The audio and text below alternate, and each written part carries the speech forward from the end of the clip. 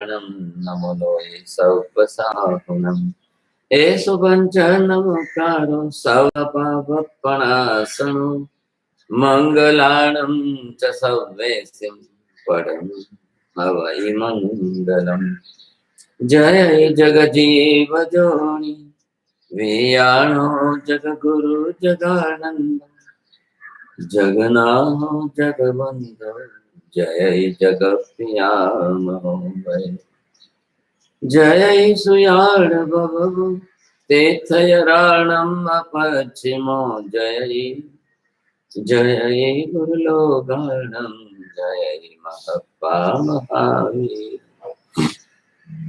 सर्वारिष्ट प्रणाशाय सर्वाभीष्टार्थदायिने सर्वलब्धि निधानाय श्री गौतम स्वामिने नमः श्री सुधर्मा स्वामिने नमः अज्ञानतिमिरान्धानां ज्ञानाञ्जनशलाकया नेत्रमुन्मीलितं येन तस्मै श्री गुरवे नमः।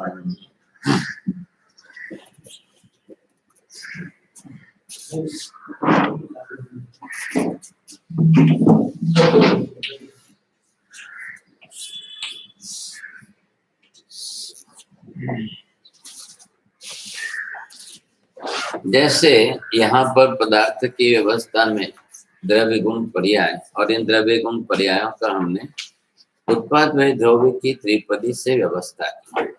अब इस व्यवस्था के अंदर जिस तरह से उत्पाद भी होता रहता है, व्यय भी होता रहता है, लेकिन उत्पाद व्यय कब होगा? वस्तु ध्रुव रहेगी तब उत्पाद व्यय होगा, नहीं तो नहीं होगा।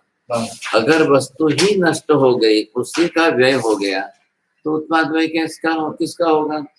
जैसे उदाहरण के लिए आत्मा ही अगर नष्ट हो गई, समूल अस्तित्व का अभाव हो गया, तो उत्पाद व्यय किसका होगा? ऐसे भी एक एक मत पकड़ के रखे हैं। क्या लें? कोई कौन सा मत पकड़ता है, कोई कौन सा मत पकड़ता है। कोई एकांतिक उत्पाद पकड़ता है, कोई एकांत में व्यय पकड़ता है, कोई एकांत में ध्रुव पकड़ लेता है। जैसे नैयायिक वैशेषिक वैदिकों ने, अद्वैत वेदांतियों ने ईश्वर को एकांत ध्रुव पकड़ लिया, बस वो एकांत ध्रुव ही है, तो उन्होंने उत्पाद व्यय को निषेध कर दिया। लेकिन अब उनके अंदर की बात है, नैयायिक वैशेषिक वैदिक के आपने एकांत ध्रुव ईश्वर को पकड़ के फिर वापिस जाकर उत्पाद व्यय की प्रक्रिया बैठा करके ईश्वर को बार बार अवतार माना। आता है जाता है, वही ईश्वर आता है, वही ईश्वर जाता है, वो फिर आएगा दोबारा, फिर जन्म लेगा, फिर वही मरेगा, फिर जाएगा और वही ध्रुव में डूब रहेगा वापिस। ये उनके ऊपर जैनों ने भी आपत्ति दी है। क्यों आपने अवतार माना? ध्रुव मान करके अवतार क्यों माना? ईश्वर को नित्य माना, त्रिकाल नित्य मान करके अब उसकी पर्याय के रूप में आप उसको उत्पाद व्यय मानता रहना पड़ता है। तो जैन दर्शन ने कहा आत्मा नित्य है, त्रिकाल नित्य है। अब वो काल के अंदर मापो तो त्रिकाल नित्य है, और पदार्थ के स्वरूप में उसका अस्तित्व बना रहता है, वो नित्य है। लेकिन फिर भी उसमें जन्म मरण की प्रक्रिया से पुद्गल को धारण कर शरीर बनाए तो उत्पाद होगा, पुद्गल का शरीर बनाया हुआ छोड़कर जाए तो उसका व्यय होगा। ये होना ही होना है। जन्म मरण होने से आत्मा के अस्तित्व का अभाव कभी नष्ट नहीं होता है। दूसरा, जन्म मरण होते रहने से आत्मा का एक प्रदेश भी उसमें से अलग नहीं होता है। आत्मा के प्रदेश तो असंख्य ही है, और जन्म मरण कितने होने? अनंत अनंत अनंत अनंत होने। अब एक एक जन्म मरण में हम एक प्रदेश का भी व्यय मान ले तो असंख्य जन्म मरण के अंदर ही आत्मा के अस्तित्व का अभाव हो जाएगा।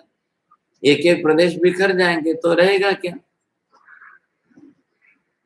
तो सर्वथा नष्ट हो जाएगा, तो फिर उत्पाद व्यय किसका होगा? तो यहाँ आत्मद्रव्य जो है उसकी रचना जो जिस प्रकार की यहाँ पर बताई है, अब इस रचना के अंदर ये जो प्रदेश व्यवस्था है, अब इसी की बात हमने पहले कह दी कि एक भी प्रदेश इसमें से ये बिखर करके अलग तो होता ही नहीं है। क्या है? इसकी अखंडता, ये अखंडता कैसे बनी रही है इसकी? तो ये अखंडता जो बनी हुई है वो प्रदेश समूहात्मक पिंड के कारण बनी हुई है। और ये प्रदेश जो है जिसको हमने यहाँ पर नाम दिया है, अब ये प्रदेश, ये क्या है? प्रदेश जो है, प्रदेश की संख्या असंख्य की है। अब ये असंख्य की संख्या में प्रदेश होते हुए ये असंख्य प्रदेश, और ये इसकी रचना है। रचना मतलब उत्पाद नहीं है, रचना मतलब निर्माण या निर्मित नहीं है, इसका स्वरूप ही इस प्रकार का है। और ऐसा ही प्रदेश समूहात्मक मतलब प्रदेश रचना वाला समूह सब द्रव्यों का है। तो द्रव्यत्व जब भी आएगा तब ये नियम आएगा प्रदेश समूहात्मक रचना, तो ही द्रव्य स्वरूप में उसका अस्तित्व होगा। तो द्रव्य स्वरूप में उसकी व्यवस्था होगी, नहीं तो नहीं होगी। अब उसके बाद आप जो है उसके गुण स्वरूपात्मक स्वरूप क्या है वो देखें। तो गुण किसमें है? वो इसके गुण भी प्रत्येक प्रदेश में है। अब जब द्रव्य ही संप्रदेश समूहात्मक है, इधर देखिए आप, अब जब द्रव्य ही आपका प्रदेश समूहात्मक है तो प्रदेश उसके जो है द्रव्य के घटक बन गए। प्रदेश जो है, अगर एक कैप्सूल में अगर दवाई भरी हुई है, एक टैबलेट में दवाई, एक इंजेक्शन में दवाई है, तो एक इंजेक्शन कितना ml है? तो उसके प्रत्येक अणु अणु में वो औषध है, और प्रत्येक अणु परमाणु के अंदर वो औषधीय गुण है, उसका समूह है बना है। तो वो इतने ml है, इतने प्रमाण में है, वही आपको असर करेगा। तो इसमें अंदर अब स्थूल स्वरूप में जाओ और सूक्ष्म स्वरूप में जाओ। होम्योपैथी सूक्ष्म स्वरूप को मानती है, एलोपैथी स्थूल स्वरूप को मानती है, आयुर्वेद भी स्थूल स्वरूप को मानते हैं। तो भाई इतने प्रमाण में आपको ये औषध लेनी है। आपको पित्त है, आपको आंवला लेना है। आपका पित्त कितना ज्यादा है, कितने प्रमाण में आंवला लेना है।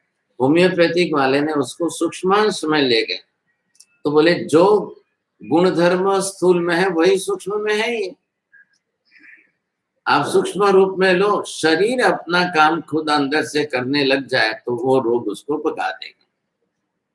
तो वो पोटेंटाइज करते हैं होम्योपैथी के अंदर, एक एटम के अंदर भी उतना गुण मानकर वो उसको पोटेंटाइज करके शक्तिशाली बनाते हैं। तो आपके शरीर की अंदर नेचुरल प्रोसेस जो है वो जो काम करती है, तो होम्योपैथी कह रही है कि भाई हमारी ये औषधें शरीर के गुणधर्म को बढ़ाने वाली है। तो शरीर के अंदर से गुण शक्ति को बढ़ाएगी तो रोग बाहर निकल जाए। एलोपैथी ने क्या किया है, औषधि का प्रमाण इतना ज्यादा बढ़ाओ और वो विषारी बनाओ, विषैला बना करके दो, ताकि वो रोग को उधर ही दबा दे, उधर ही दबा दे। इसलिए इन्होंने सप्रेसिव बनाया और इन्होंने जो है विसर्जक बनाया। ख्याल है? तो वही बात आयुर्वेद शास्त्र ने वनस्पति से कहा है कि उस वनस्पति का गुणधर्म है। आपको बुखार आया है और इन्फेक्शन का बुखार है तो कड़वे नीम के पत्ते का रस लो, अब वो एक कटोरी भर के पियो, उसके परमाणु आपके पूरे रक्त में फैल जाएंगे और उसमें से निकाल दो। ये इन्होंने अपनी अपनी मेथड बनाई। अब इस मेथड को लेकर के वो काम कर रहे हैं। यहाँ पर आपको क्या बताया, आत्मा के प्रदेश, प्रदेशों की संख्या कितनी? असंख्य। और ये क्या है? रचना। रचना गुजराती में शू कहवाय? वणाट। आ वणाट शू छे? ये प्रदेश की रचना वणाट। अगर एक धागा आड़ा नहीं रखे और एक धागा खड़ा नहीं रखे तो बन ही नहीं सके। आप सभी धागे आड़े रखो तो भी धागे बिखर जाएंगे, सभी धागे खड़े रखो तो भी बिखर जाएंगे।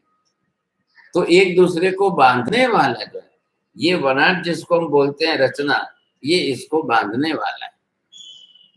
इसको कहते हैं बुनना। बुनना मतलब एक के बाद दूसरा आके फिर तीसरा उसकी पकड़ में आए, ये है बना।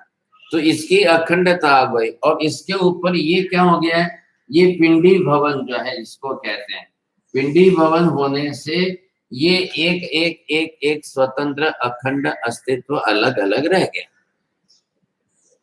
चला, तो सबका अस्तित्व। अब माँ के गर्भ में बालक बच्चा अलग जीव आया है, तो माँ का जीव और ये बालक का जीव एक नहीं हो जाएंगे। दोनों स्वतंत्र अस्तित्व रखने वाले हैं। कहलाए माँ के जीव में से दूसरा जीव नहीं बन रहा है, माँ के शरीर में से दूसरा शरीर नहीं बन रहा है।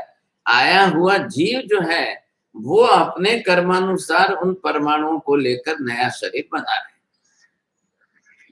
तो परमाणु माँ के शरीर के लिए से लेता है। परमाणु जीव जो है वो परमाणु लेगा, औदारिक वर्गणा के पुद्गल परमाणु। अब औदारिक वर्गणा के पुद्गल परमाणु ले करके वो अपना जीव स्वतंत्र शरीर बनाए, तो जीव भी स्वतंत्र आया, जीव स्वतंत्र आया, परमाणु स्वतंत्र रूप से नए लिए, परमाणु नए लेकर के उसका गठन जो करना है वो उसके नाम कर्म की प्रकृति से, शरीर निर्माण नाम कर्म की प्रकृति से। तो जीव अलग है। अब ये तो नहीं कि माँ के जीव में से दूसरा जीव तैयार हुआ, माँ के जीव में से अलग होकर दूसरा जीव, तो इसका विशेषता इसकी क्या है? एक भी प्रदेश तो अलग होगा नहीं, एक प्रदेश होकर इसमें से एक टुकड़ा अलग होकर बनता नहीं है। इसकी प्रदेश रचना अखंड रही और इसकी प्रदेश रचना की अखंडता से इसकी ध्रुवता बरोबर बनी हुई है। ये अगर आप जब जाकर के ध्रुवता सिद्ध करो तो ध्रुवता कैसे सिद्ध होगी? ध्रुवता का मतलब क्या है? यहाँ पर शब्दार्थ मत बोलना, ये अर्थ बोलना है।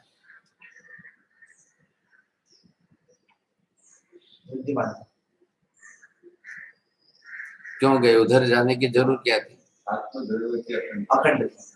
ध्रुवता मतलब क्या?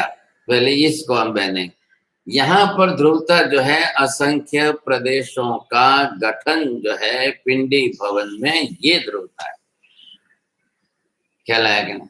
आप जो विद्यमान वो अस्तित्व पर गए, पदार्थ है कि बाद में अस्तित्व आएगा ना, ध्रुवता बाद में आएगी। कार्य कारण भाव बैठा हो, ध्रुवता कार्य रूप है तो उसका कारण क्या है? ध्रुवता जब कार्य रूप में है तो कारण रूप में इसके असंख्य प्रदेशों के समूहों का पिंडी भवन जो है वो उसका कारण। यही नहीं होता तो ध्रुवता क्या होती? प्रदेश समूहों की रचना जो है वो पिंडी भवन में अखंडता में नहीं रहती तो क्या होता? ये देखो, अखंडता किसके कारण है? अखंडता ये पिंडी भवन के कारण है। ख्याल है? अखंडता पिंडी भवन के कारण है। प्रदेशों का अस्तित्व समूहात्मक रूप है। आप एक एक प्रदेश बाहर जाते और करते तो नहीं होता, तो ये प्रदेश रचना इसकी बाहर खंडित नहीं होती।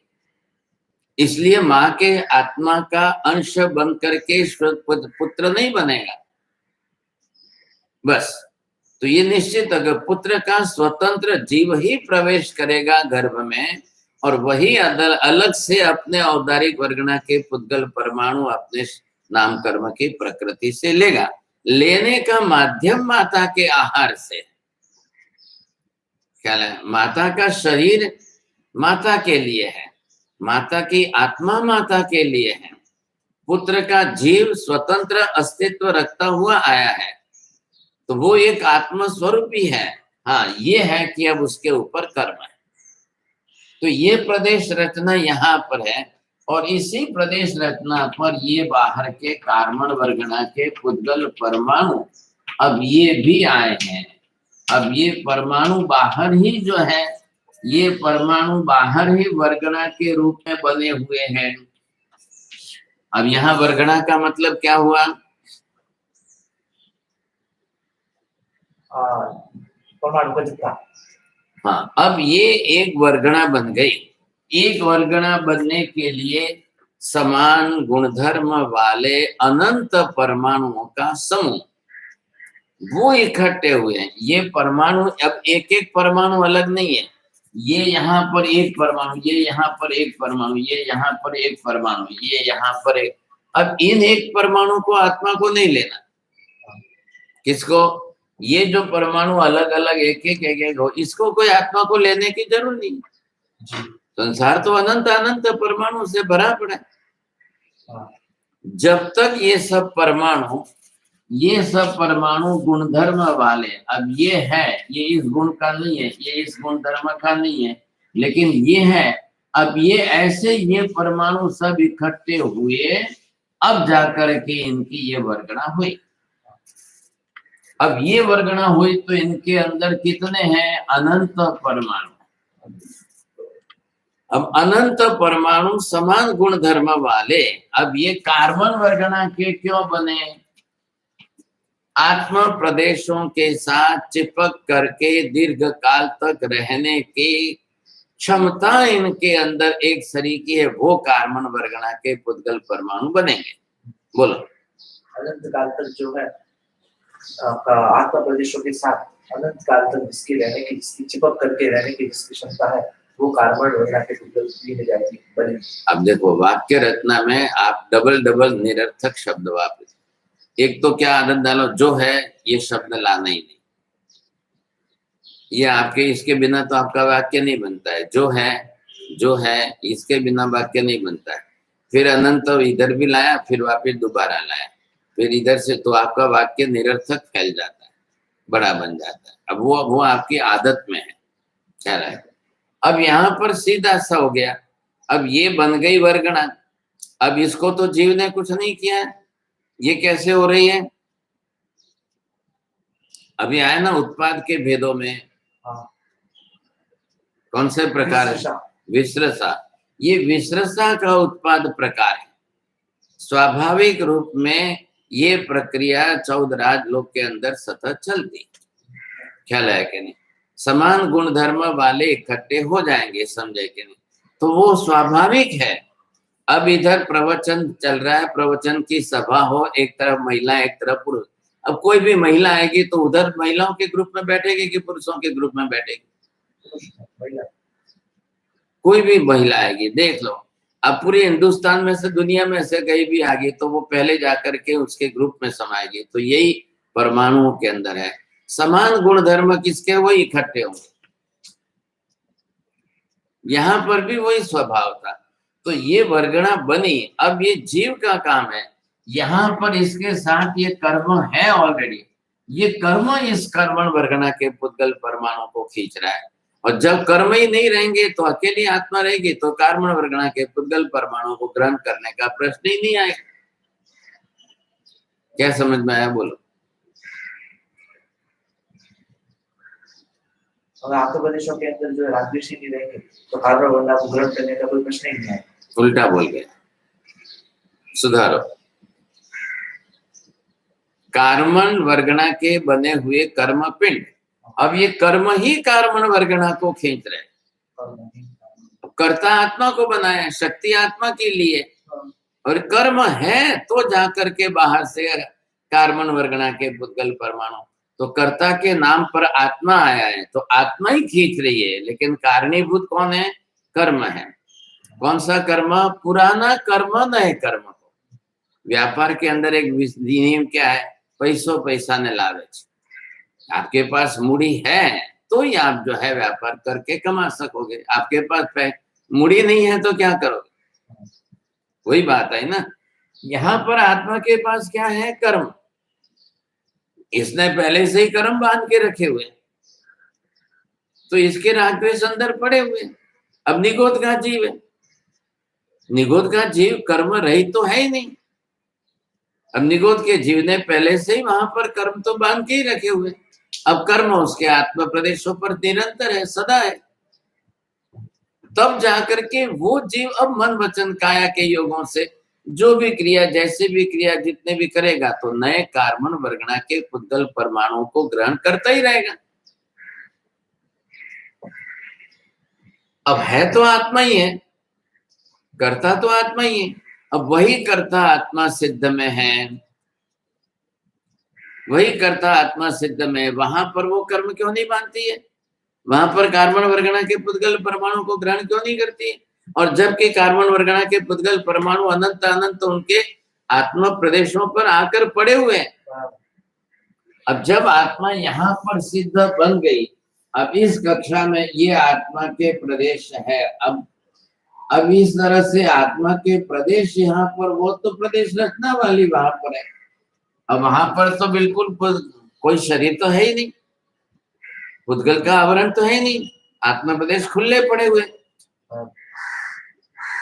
तो अब इसने जितनी अवगाहन वहां पर रखी है, उस अवगाहना ऊपर तो अनंत कार्बन वर्गना के पुद्गल परमाणु आकर पड़े हुए हैं। क्योंकि आत्मा पर कर्म नहीं होने से वो कार्बन वर्गना को नहीं खींच रहे। हाँ, अब वो कर्म कर्म भी क्या है, कार्बन वर्गना का चलता है। हाँ, तो ये कार्बन वर्गना है। अब ये कार्बन वर्गना भी पड़ी हुई है और उसके ऊपर पांचों प्रकार के पृथ्वी, पानी, अग्नि, वायु, वनस्पति काय के सूक्ष्म जीव भी अनंत पड़े हुए। चल है, कितनी अनंतता है? आठों वर्गना के पुद्गल परमाणुओं का जत्था भी अनंत रूप में, और पांचों प्रकार के जीवों, सूक्ष्म जीवों का भी प्रमाण अनंत स्वरूप में एक सिद्ध पर है। और इनके प्रदेश तो असंख्य ही, और असंख्य प्रदेशों के ऊपर इतना भार है इनके ऊपर। एक छोटे बच्चे को यहाँ सुला दिया जाए, उसके ऊपर 100 गादी रख दी जाए, तो भार कितना बड़ा। बच्चे की अवगाहना, बच्चा है कितना छोटा है, 100 गादी उसके ऊपर रखी हुई है। एक सिद्ध वहां पर है, अनंत जीवों का भार है, अनंत वर्गणाओं का भार है। पुद्गल में तो भार है ही, mass and velocity is always in the matter. अब उनको क्या फर्क पड़ रहा है? अब उनको क्यों नहीं कुछ तकलीफ हो रही है? थोड़ा सा विषय समझने की कोशिश करो, नया है तो उनका कौन सा गुण उसमें काम कर रहा है? क्या समझ रहे हो आप? अभी इधर इनके ऊपर ये जो मैंने बताया, इतने अनंत वर्गना और अनंत जीव, सबका भार है। दूसरे जीव है वो देहधारी, शरीरधारी है, तो इनका इस समय कौन सा गुण वहां पर काम कर रहा है? अभी केवल ज्ञान है, केवल ज्ञान से ये काम नहीं होगा, केवल दर्शन है उससे ये काम नहीं होने वाला है। क्या काम के वो बाहर नहीं लगे? हाँ, बाहर लगेगा ही नहीं, क्योंकि वो दारू पिया था। क्यों नहीं? तो अरे ये क्या बात की, उल्टा क्यों बोला आपने? कार्य कारण भाव गलत बैठा देते हो तब तकलीफ होती है। अरूपी को और भार नहीं लगने का संबंध क्या? रूप ही नहीं है तो फिर स्पष्ट स्वरूप नहीं कैसे है? स्वरूप तो अस्तित्व है, ध्रुवता है। अब निषेध थोड़ी कर रहे हैं, अभाव थोड़ी सिद्ध कर रहे हैं। वहां पर सिद्ध आत्मा वहां पर स्पष्ट है और अशरीरी है, और आत्मा प्रदेश खुले हैं, बंधे बरोबर खुले आत्मा प्रदेश। अनंत वीर्य गुण जो है, अब वहां पर उनका अरूपीपना नहीं है, अव्याबाधपना काम कर रहा है। अरूपीपना तो है, उससे कोई फर्क नहीं पड़ रहा है। अव्याबाध स्वरूप क्या है? एक भी पुद्गल परमाणु, एक भी अन्य जीव उनके आत्म प्रदेश पर बैठे तो भी बाधा नहीं हो रही है। क्या लगे? बाधा पीड़ा। अब इधर देखो, ये कपड़ा है, अभी इसके अंदर सुई डालोगे तो जाएगी? अभी सुई डालोगे तो जाएगी, क्या लगेगा? क्यों जाएगी? अब आँख खुली रखो पहले और इधर का समझने की कोशिश करो। मैं थोड़ी सी बात सूक्ष्म करता हूं तो आप तो उसको पकड़ ही छोड़ देते। जवाब दो, बोलो क्या बोलो? सुई गई। अरे क्यों जाती है ये बोलो ना। उसमें वो अंदर है, वो पोलार भाव है। हाँ, ये अब इसके जो प्रदेश बने हुए हैं, ये इसके प्रदेशों के बीच में ये जगह है। अब ये इतनी जगह है तो पानी भी जाता है, सुई भी जाती है, बरोबर है। अब इधर देखो, ये प्रदेश रचना इतनी घनीभूत हो गई, अब इतनी घनीभूत हो गई, अब इसमें से जाएगा पानी, अब इसमें से सुई जाएगा। ये कहां से कैसे हुआ है? जब जीव यहाँ से निर्वाण प्राप्त करते समय शैलेशीकरण करके आया, उसमें उसने अपने आत्म प्रदेशों को घनीभूत करके बीच का पोलांड निकाल दिया। पोलांड ने कहवाए रिक्त स्थान। अब बीच का जो प्रदेशों के बीच का अंतर, यहाँ पर कितना अंतर दिख रहा था और ये प्रदेश रचना के अंदर कितना अंतर घट गया। अब एक प्रदेश दूसरे प्रदेश से इतना सट गया, जुड़ गया क्या कि बीच में से अब सुई नहीं जाएगी, अब पानी नहीं जाएगा, और इसका अंदर आत्मा के प्रत्येक प्रदेश में अव्याभात स्वरूप तो है ही। अभी हमारे में शरीर में सुई डाली जाए तो जाएगी, क्या है? क्योंकि आत्मा प्रदेश फैले हुए हैं, और इधर क्या है, आत्मा प्रदेश सॉलिड होकर घनीभूत हो गए, अब सुई नहीं जाएगी। तो पहला गुण है अंदर क्या, अव्याबाधपना, और अव्याबाधपने के गुण के साथ में उसने प्रदेशों को घनीभूत करके अखंड कर दिया। अब उसमें बीच के अंदर जो है अंतर बचा ही नहीं है, अब वो बीच में अंतर ही नहीं। अभी मैं हाथ ऐसे रखूं तो अंतर दिख रहा है आपको, अब ये कर दिया तो अब डालो इसमें, आप कहीं से भी कुछ डालो तो एक प्रदेश के इधर, इधर के प्रदेश के इस प्रदेश के साथ इतना गाढ़ बंधन है। ये काम किया जाता है कहाँ पर, शरीर छोड़ने के पहले शैलेशीकरण की क्रिया में। शैलेशीकरण की क्रिया के साथ साथ आत्मा अपने अवगाहना, जो देह अवगाहना में प्रदेश फैले हुए थे, अब उन प्रदेशों को अंतर बीच में से निकालकर घनीभूत करते जा रहे। घनीभवन जो है, अब उसके अंदर बिल्कुल रिक्त स्थान बीच में रहेगा नहीं। अब शरीर में ऐसा कर ले तो शरीर में चलेगा नहीं गाड़ी, कैसे बोलो समझाओ।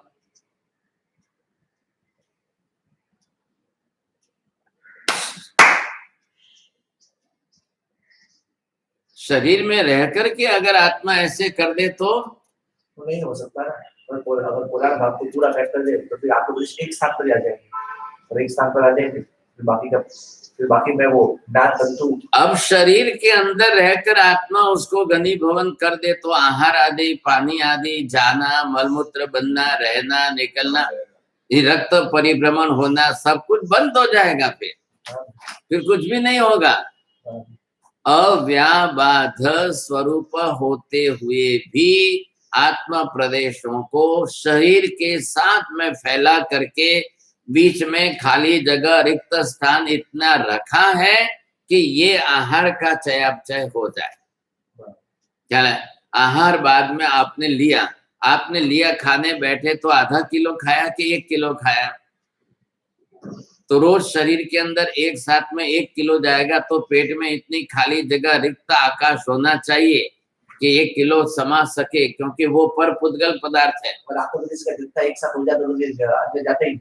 हाँ, ये बात अब समझ। अब आत्मा प्रदेशों का घनीभवन अगर हो जाए तो वो एक सुई भी नहीं जाएगी अंदर, एक पानी भी नहीं जाएगा, ये विशेषता है। तो घनीभूत हो जाए तो फिर वो तो इतने में आ जाएगा ना, फिर पूरे शरीर में नहीं रहेगा। बरोबर है ना। तो अब इसके लिए उसको जो है, उसको आत्मा प्रदेश पूरे शरीर में फैला के रखना अनिवार्य है। अब ये कहा है, अब आरोपी मत बोला, आप बीच में एक ही शब्द पकड़ के लाते, दूसरे शब्द नहीं है क्या, बहुत है। आत्मा को ये खाली एक ही शब्द थोड़ी पकड़ के रखना है। आरोपी बनने से क्या फायदा होना, क्या नुकसान होना। आप इधर उधर मत जाओ, तो रह सकती है। आप इधर उधर मत जाओ। 500,000 लोग बैठे उससे मतलब नहीं है। अब 500 जन बैठेंगे, इतनी जगह में बैठेंगे, हवा के लिए कितनी जगह है, पूरे में बैठे, पूरा सामान से पैक आप सब भर दो तो भी हवा रहेगी ना। हवा तो रहेगी, तो वो कहाँ रहेगी, जहाँ खाली जगह है वहां रहेगी। जहाँ पर सामान होगा वहाँ पे नहीं रहेगी, खाली जगह होगी वहां। सामान यहाँ से इतना भरा है तो 2 के, अब हम बैठे तो ये खाली जगह गई, तो इतने में तो कोई ना नहीं ना। अब ये प्रदेश सवाल नहीं है आप, तो क्या है, वो तो शरीर सही अवस्था है, वो तो उसको वर्ण गंध रस स्पर्श है शरीर में, लेकिन आत्मा तो वर्ण गंध रस स्पर्श है ही नहीं, वो तो कुछ निरंजन निराकार अपन बोलते हैं। अब क्यों इधर उधर के शब्द लाते हो, विषय पकड़ो। जब सूक्ष्मता आती है तो विषय को पकड़ने में इधर उधर के अंदर वो विषय टूट जाएगा फिर, और फिर आप बुद्धि को सूक्ष्म नहीं बना पाओ। जब एक सुई के अंदर धागा पिरोना है तो इधर उधर देखना बंद करना पड़ता है, तो धागा अंदर जाता है। लेकिन कोई पूछे प्रश्न, क्या आत्मा तो फिर अरूपी है, तो फिर आत्मा खाना जाए तो क्या? अरे भाई, अरूपी पने से यहाँ संबंध नहीं है। इधर किसका काम चल रहा है, आत्मा का एक ही गुण है अरूपी पना। क्या अरूपी पना धर्म है और अव्याबाद पना गुण है। कोई कहे कि अंदर आपको फिर वापस उधर ही पकड़ के रखते, छोड़ने को तैयार नहीं। बात कोई किसी तो का जवाब का देना, खाली हॉबलवादी का खाली हॉबल पर माने पोतानु क्लियरली बोलतो का हॉबल मैं समझाता हूँ तो विषय पकड़ना नहीं चाहिए। तो कोई तो क्लियर इसलिए तो का आप बोला मत था तो पढ़ना समझ में तो मैं इतना तो क्लियर करता हूँ तब आपके मुंह से बोलाता हूँ, तो आप उसको पकड़ो, आप उसको छोड़ करके उधर जाते हो आरोपी पना। आपको समझो जितना बच्चा है तो फिर खाना कैसे जाएगा, तो कोई कहे कि खाना तो जाने में क्या प्रॉब्लम है, कि आत्मोपदेश तो आरोपी है, जवाब क्या देना, वो तो जवाब तो उसको पहले उसकी अक्ल सुधारो। अरूपी पना और इसका संबंध नहीं है। आरोपी बना मतलब क्या तो अरूपी पने को इसको जोड़ोगे तो खाना नहीं जाएगा, इसका संबंध। जो आदमी गलत तर्क करे तो उसकी आदत सुधारने की कोशिश करो। क्या लगे, जो विषय चलता है ना कि गाड़ी इस पटरी पर चलती है कि रोड पर क्यों नहीं चलती। अरे भाई गाड़ी पटरी पर ट्रेन चलती है तो पटरी लोहे की बनी उसके ऊपर, बस वो उसके ऊपर भी जा। नहीं रोड पर क्यों नहीं चलती है, पानी पर क्यों नहीं चलती है, पानी पर भी चले। ये कुतर्क की आदत है, ख्याल है कि नहीं। फिर उसको उल्टे तरीके से क्यों नहीं वो मेंढक कूद करके इधर से उधर जाए तो बेचारा तोल ही नहीं पाता, ख्याल है। फिर आप बोलोगे कि नहीं मैं सुनूं, समझ में नहीं आता, सुनता रहो पढ़ो, तो क्या मतलब है सुनता। ये सब आपके जो स्वभाव बन गया, अब इसको स्वभाव को बीच में लाया, ये सारा ज्ञान की धारा टूट गई, समझे। आप एक अखंड धारा होती है ज्ञान की, उस प्रवाह के साथ चलो और उसको समझो, तो उसी के कार्य कारण भाव जोड़ो भविष्य में। अभी हम तो कितना है, सप्ताह भर मिलेंगे, बाद में तो नहीं ना। आपके भविष्य के लिए फायदा होगा। सलाह तो अलग चीज है, ख्याल है कि नहीं। स्वभाव बीच में लाकर और स्वभाव के साथ जुड़ी हुई आदतें वो आपको परेशान कर रही है। आप बिल्कुल रेल को एक पटरी पर ही चलना है, बस। अब रेल को एक पटरी पर चलना है तो नहीं, इधर क्यों नहीं चलती, ये पत्थर कैसे हैं, पत्थर पर पटरी पर कैसे चलेगी, उसका वजन कैसे होगा, जवाब देना पड़ता है कि पटरी पर क्यों चलती है, इसलिए चलती है। उनको बोलो वो प्रश्न जब आवे उस समय पूछना, उस विषय के अनुसंधान का प्रश्न उधर जोड़ना। हर बात में प्रश्न पूछ देने से बुद्धिमान नहीं बन जाते हैं, सही अनुसंधान जोड़ करके प्रश्न। अब आपके कुतर्कों को मैं मौन रहूंगा, मतलब नहीं रहेगा। आपको मैं कोशिश करता हूँ, सलाह भी देता हूँ, तो भी आप आदत छोड़ने को तैयार नहीं। मैं क्या करूंगा, नहीं आवे, आप नहीं आता ऐसी बात नहीं है, आप आदत से लाचार हो और कुछ नहीं है, ख्याल है कि नहीं। आप विषय को पकड़ने की कोशिश नहीं करते हो, और आरोपी आ गया तो वो भी पकड़ के छोड़ना नहीं आपको, तो फिर ये अव्याबाद तो समझ में ही नहीं आएगा। आ गया कि वो दिखता है तो इसलिए अव्याबाद है होने से आपको प्रतिशों के अंदर वो कर्म का भाग होने पर भी जो अव्याबाद होने से कुछ पीड़ा नहीं देते।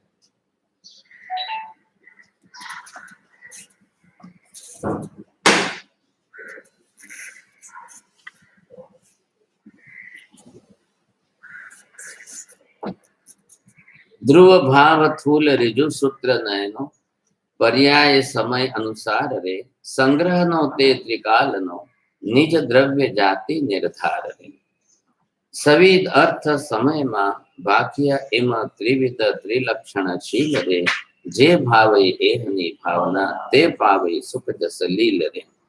अब यहाँ पर इन्होंने ध्रुव स्वरूप जो है, ध्रुव स्वरूप के भी प्रकार इन्होंने अलग अलग किए हैं। अब इस तरह से यहाँ ध्रुव के अंदर कैसे कैसे अणु नहीं छय यद्यपि खंडता रूपांतर अणुसंबंध संयोग विभाग आदि तो भेद प्रबंध, ये नाश का व्यय का हुआ था। वो लिंक टूट जाती है ना, एक धारा टूट जाती है। चलो, अब ये ध्रुवपना जो है ये यहाँ पर दो रूप में लिया है।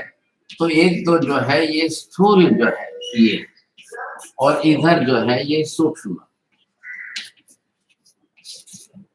अब सूक्ष्मता से ध्रुवता कैसी है और स्थूलता से ध्रुवता कैसी है, ये दोनों को आप स्पष्ट कर सकते हैं, ख्याल में आएगा। तो सूक्ष्मता और स्थूलता, तो स्थूल ध्रुव भाव और सूक्ष्म ध्रुव भाव। अब ये जो है इसको अब स्वाभाविक रूप में इसको नयों की दृष्टि से देखने जाएंगे तो एक तरफ जो है संग्रह न आएगा।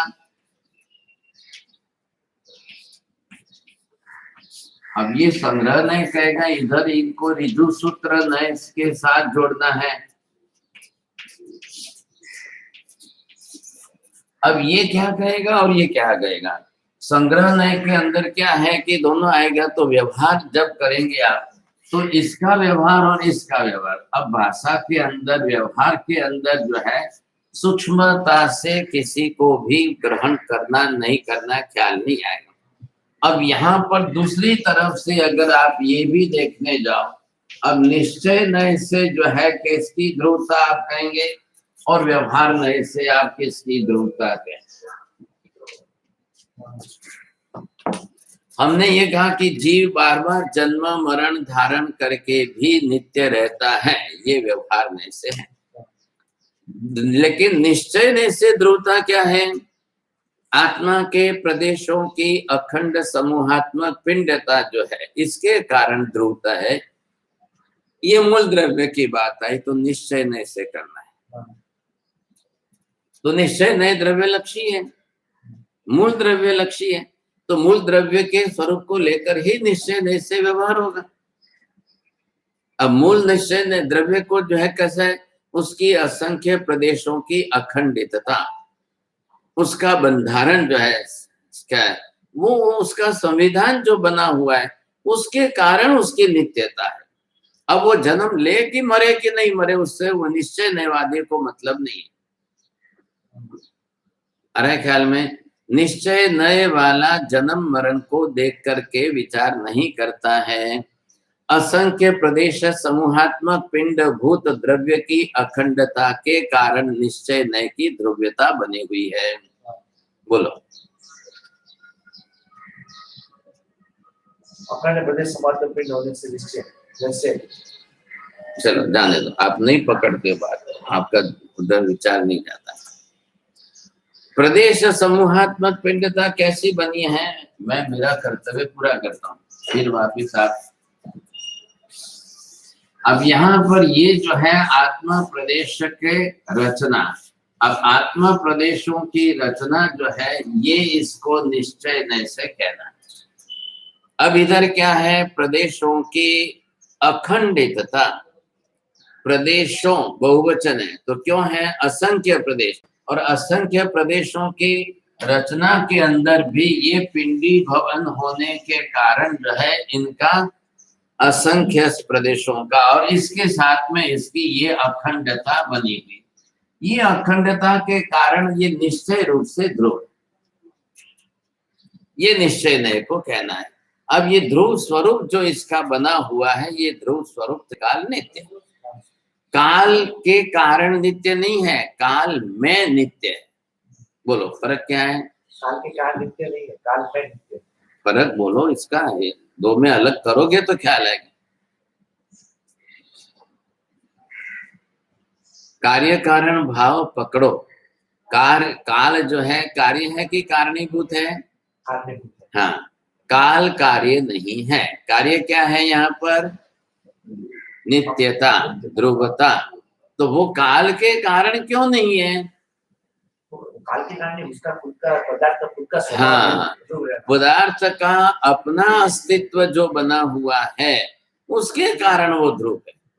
काल ने बाहर से संज्ञा दी है, विद्यार्थी खुद पढ़ करके परीक्षा दे करके उत्तीर्ण हुआ है, स्कूल ने सर्टिफिकेट दिया है, क्या है, उसकी गुणवत्ता पर स्कूल का सर्टिफिकेट है। अब विद्यार्थी की मेहनत नहीं होती, वो खुद पढ़ करके पास नहीं हुआ तो स्कूल क्या करती। यहाँ कारणीभूत निमित्त पदार्थ खुद अपने आप में ही असंख्य प्रदेशों का समूहात्मक स्वरूप होते हुए भी उसके प्रदेशों का पिंडी भवन होने से प्रदेशों की अखंडितता बनी हुई है। तो एक अखंडितता का मतलब क्या हुआ, इधर देखो, एक प्रदेश दूसरे प्रदेश के साथ अखंड रूप में बंधा हुआ है, इसको कहते हैं बंधारण, संविधान। तो ये जो है छूटने वाला नहीं है, इसलिए एक भी प्रदेश दूसरे प्रदेश से भिन्न होने की संभावना कभी भी नहीं है। अब ये इसका मौलिक स्वरूप हुआ, इसके कारण इसकी अखंडितता, अखंडितता के कारण ध्रुवता, ध्रुवता के कारण अब उसको काल में मापने जाओ तो नित्यता पे, तो काल कुछ भी नहीं कर रहा है उसके अंदर, पदार्थ का अपने आप में अपने को जो कुछ करना है वो उसको खुद को करना है बस। अब पदार्थ को अपने आप में जो करना है वो उसको करना है, अब वो जाकर के अपनी तरफ से वापस काल जो है उसका नियामक बन जाएगा, मापक बन जाएगा, काल उसके लिए सर्टिफिकेट देगा, हाँ साहब ये नित्य है, स्कूल की तरह से, जैसे इसने स्कूल ने सर्टिफिकेट दिया ये बच्चा पहले नंबर का पढ़ने वाला अच्छा होशियार है, वैसे ही तो वैसे यहाँ पर काल के कारण नहीं है, अब उसकी नित्यता काल में मापो। तो सदा काल आ गया, अनंत काल आ गया, ध्रुवता तीनों काल की आ गई, तो काल की कारकता नहीं रही, बात इतनी सी है। अब वो जो है नित्यता बनी रही, तो अनंत भूतकाल में उसका अस्तित्व एज इट इज था, वर्तमान में है, अनंत भविष्य में रहेगा। यही आत्मा निगोद में थी तब भी क्या था। इधर ध्यान दो, अब दो में फर्क समझने की कोशिश करना। अब ये जीव निगोद में गया, तो निगोद में गया तो कितना सूक्ष्म हुआ है, अनंत निगोद के अंदर, ये भी ये निगोद के अंदर के अनंत निगोद का विभाग हो गया। तो एक के अंदर यहाँ पर जीव अनंत हो गए। अब एक एक में जीव अनंत होकर के एक गोला बना और एक गोले में अनंत निगोद के जीव आए। तो एक में इधर देखो, इसमें अनंत, इसमें अनंत, इसमें अनंत, इसमें अनंत, तो ये अनंत अनंत कितने हो गए। अब इसमें अनंत की तो संख्या का गुणाकार आप कैसे करेंगे। अनंत अनंत जीवों का पिंड समूह उसको कहते हैं निगोद। बोलो। अनंत अनंत अनंत अनंत प्रदेश समूह का पिंड उसे कहते हैं। फिर प्रदेश समूह का पिंड क्यों, जीवों का समूह उसे कहते हैं निगोद। बस। अब यहाँ पर ये जो, अब उसमें से हम देखिए कि ये एक जीव, इसमें से हमने लिया ये एक जीव है। अब ये एक जीव अपने आप में कितना से सूक्ष्म बना है, इधर देखो। अब इसका तो शरीर भी है, औदारिक वर्गणा भी ली हुई है, कार्बन वर्गणा भी ली हुई है, तेजस वर्गणा भी ली हुई है, श्वासोश्वास वर्गणा भी ले रहा है। इतना सब लेकर के वर्गणा मतलब क्या हुआ,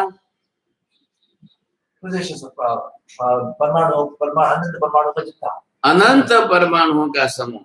अब खुद के प्रदेश असंख्य, उसके ऊपर कार्बन वर्गणा के पुद्गल परमाणु अनंत, उसके ऊपर तेजस वर्गणा के पुद्गल परमाणु अनंत, उसके ऊपर औदारिक वर्गणा के पुद्गल परमाणु अनंत। ये तीन तो स्थिर स्थायी भाव में उसके साथ जुड़े हुए हैं। श्वासोश्वास वर्गणा के अनंत परमाणु आ रहे हैं जा रहे हैं। तो हे भगवान, प्रश्न क्या है समझो। हे भगवान, निगोद के जीव ने अपने आत्मा प्रदेशों का घनीभवन किया कि नहीं किया। यथा सिद्धस्य आत्मना कृता तद्वत् निगोदस्य जीवेन अपि आत्मा प्रदेशानां घनीभवनं कृतं न वा। प्रश्न बोलो। तो भगवान को प्रश्न पूछा कि जीव जिस प्रकार सिद्ध पर्याय में सिद्ध भगवान ने जिस प्रकार अपने आत्मोपदेश को घनीभूत किया है, तो उसी प्रकार के निगोद के जीव ने भी जो है अपने आत्मोपदेश करके घनीभवन किया है। अब सिद्ध की आत्मा और निगोद के जीव, इन दोनों में स्थूल कौन है और सूक्ष्म कौन है। सूक्ष्म ये निगोद के जीव और ये स्थूल। हाँ, अब कोशिश करना इधर उधर मत जाना। सिद्ध की आत्मा बहुत बड़ी स्थूल स्वरूप में है। क्यों है? पहले हुए। अरे पहले हुए कैसे बोलेंगे आप? स्थूल तो किस हिसाब से? पहले कैसे हुए? निगोद से तो बहुत बड़ी है। हाँ, तो आप ये करो। अब निगोद की तुलना की बात चल रही है, तो निगोद की तुलना में सिद्ध की अवगाहना कितनी है और निगोद के जीव की अवगाहना कितनी है? निगोद के जीव के मूल का संख्या प्रभाव और इनकी तो है जैसे 500 धनुष होगा तो हाँ, तो कितनी बड़ी हुई, कितनी गुनी बड़ी हुई। कम से कम 500 धनुष काया वाले जीव का आत्मा प्रदेशों का वहां पर घनीभवन है, और निगोद के जीव के आत्मा प्रदेशों का इतना सूक्ष्म होते हुए भी घनीभवन नहीं है। क्यों नहीं है? क्यों है और क्यों इनका क्यों है, इनका क्यों नहीं है? इतनी स्थूल इनका अवगाहन, क्या अवगाहना इनकी इतनी बड़ी है, और अवगाहना इतनी बड़ी होकर के आत्मा प्रदेश इतने बड़े लंबे फैले हुए, ख्याल है आपको। और फिर इसके साथ असंख्य एक जीव के साथ निगोद के जीव, और निगोद इनके सामने कितना सूक्ष्म है। अब उस हिसाब में और इस हिसाब में देखो तो दो के अंदर अंतर आसमान जमीन का अंतर है। फिर भी अब ध्यान देना बात पर, फिर भी आत्मा के प्रदेश वहां पर घनीभूत है और एक भी अन्य पुद्गल परमाणु के प्रदेश का आवागमन संभव नहीं है। और यहाँ निगोद का जीव इतना सूक्ष्म होते हुए भी अनंत कार्बन वर्गणा या अनंत वर्गणा के परमाणु का लेना छोड़ना वो नित्य कर रहा है। अब दो में से और आगे बढ़ूं, समझेंगे, कोशिश करेंगे आप। इधर भी निगोद के जीव में अव्याबाधपना है कि नहीं है?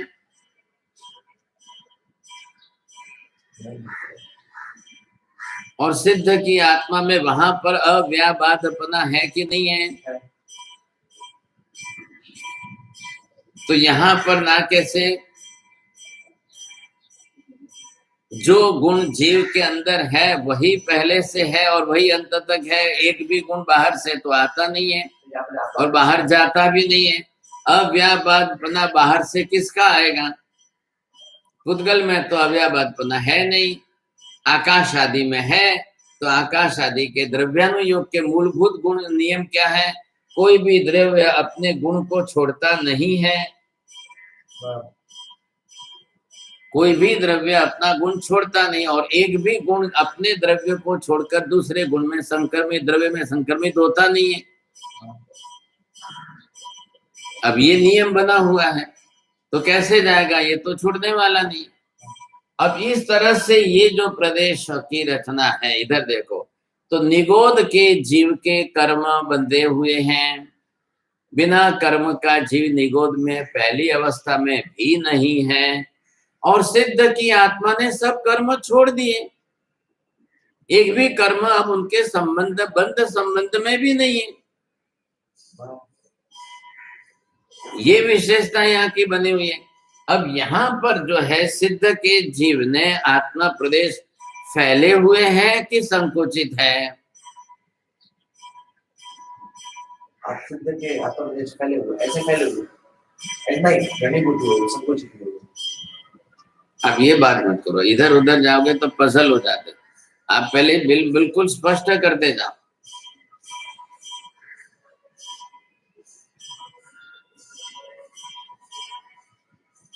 भाई सिद्ध आत्मा जिस समय जिस शरीर में से सिद्ध हुई है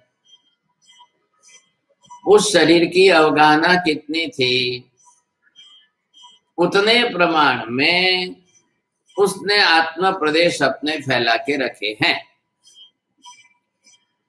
तो 500 धनुष वाली काया भी, उनके भी तो आत्मा प्रदेश एक निगोद में थे, तब कितने संकुचित थे और इधर कितने विस्तृत हैं। अब बात हो गई पूरी। अवगाहना शरीर की थी, अवगाहना आत्मा की नहीं है। तो अवगाहना का व्यवहार हम शरीर छोड़ने के बाद भी क्यों करते हैं? अब अवगाहना वहां पर जो है, तो भले आत्मा प्रदेश पहले फैल करके उन्होंने घनीभवन कर दिया। शैलेशीकरण के अंदर फैलने के बाद जो फैले हुए, तो 500 में से 333 पर आकर के उन्होंने आत्मा प्रदेशों पर घनीभूत किया। अब उन प्रदेशों का अपना जो है अव्याबाद स्वरूप ऐसा है, ये अव्याबाद पना होने के कारण कोई यहाँ से एक सुई भी अंदर नहीं जाएगी और उनको बाधा पीड़ा व्याघात कुछ भी नहीं होना है। ये बरोबर बनी रहे उनकी स्थिरता। अब वही महावीर स्वामी 7 हाथ की काया में से गए, अब वो 5 फुट की काया तो लेकर बैठेंगे, अवगाहना लेकर बैठेंगे वहां पर। घनीभूत कहाँ हुआ? तो घनीभवन उसी में हुआ, उस पर्याय। हाँ, भले ही आत्मा प्रदेश इतने फैला कर रखे, उसमें वो घनीभूत होकर ये, अब उसमें जो है उन्होंने बिल्कुल आत्मा प्रदेशों को घनीभूत करके स्थिर कर दिया। ये विषय प्रदेशों को फैलाने से या संकुच करने से मतलब नहीं है। प्रदेशों का विस्तार आप करके उसको ऐसे घनीभवन कर दो, वो आत्मा का अव्याबाद पने का गुण बहुत अच्छा। देखो 2 हाथ में मोक्ष में गया, 2 हाथ नहीं जा सकते, 2 हाथ के अवगाहना में, तो 2 हाथ तो उनका तो और घनीभूत हो गया। और कोई 333 में भी रहा हो, उनका 2 आत्मा मतलब क्या? 2 हाथ के अवगाहना। 2 हाथ के अवगाहना, तो उसमें क्या है? तो उससे कोई फर्क थोड़ी पड़ता। तो वो ही वहाँ पे रह सकते हैं, 333 वाले भी रह सकते हैं। वो अपने इस रूप में रहेंगे, वो इस रूप में रहेंगे। ये भी घनीभूत, तो कुछ ना कुछ घनीभूत कभी कमी आई ना। अरे घनीभूत में कमी कुछ नहीं है, प्रदेशों को आप इस तरह से फैला करके घनीभूत करो, ख्याल है कि नहीं? निगोद में सबसे ज्यादा घनीभूत है। घनीभूत निगोद में है, खाली क्या हुआ है निगोद के अंदर, वो वहां पर सूक्ष्मता में जा करके अपने प्रदेशों को संकुचित किया है, फिर भी व्याबादपना है उसका, उसके ऊपर वेदनीय कर्म है। वेदनीय कर्म होने के कारण वेदनीय कर्म ने अव्याबाद पने को दबा दिया, ढका दिया। अब उसके कारण उसमें कार्बन वर्गना के पुद्गल परमाणु आएंगे जाएंगे रहेंगे, औदारिक वर्गना के पुद्गल परमाणु आएंगे जाएंगे रहेंगे, और वहां सिद्धावस्था के अंदर इतना स्थूली भवन करने के बाद भी एक भी प्रदेश वहां पर बाहर का आएगा नहीं, जाएगा नहीं, रहेगा नहीं, कुछ नहीं। वो बाहर है, अंदर तो नहीं जाएगा ना। और निगोद के अंदर ऊपर भार रूप नहीं है, अंदर है। आत्मा प्रदेशों के अंदर जाकर कर्म का बंध होता है। यहाँ पर क्या है, अव्याबादपना सत्तागत गुण है, लेकिन वेदनीय कर्म के कारण व्याबादपना आया है। अब महाराज साहब ये जो है ना, अनंत ज्ञान दर्शन समझना बहुत आसान है, अव्याबादपना समझना बहुत मुश्किल है। अच्छे अच्छों को आप पूछ करके देखना, इसलिए मैं कोशिश करता हूं समझाने की, यहाँ पर नहीं है विषय। अब ये बात आपको देखनी है कि वहां पर प्रदेश रचना की अखंडितता में तो कोई फर्क नहीं पड़ रहा है।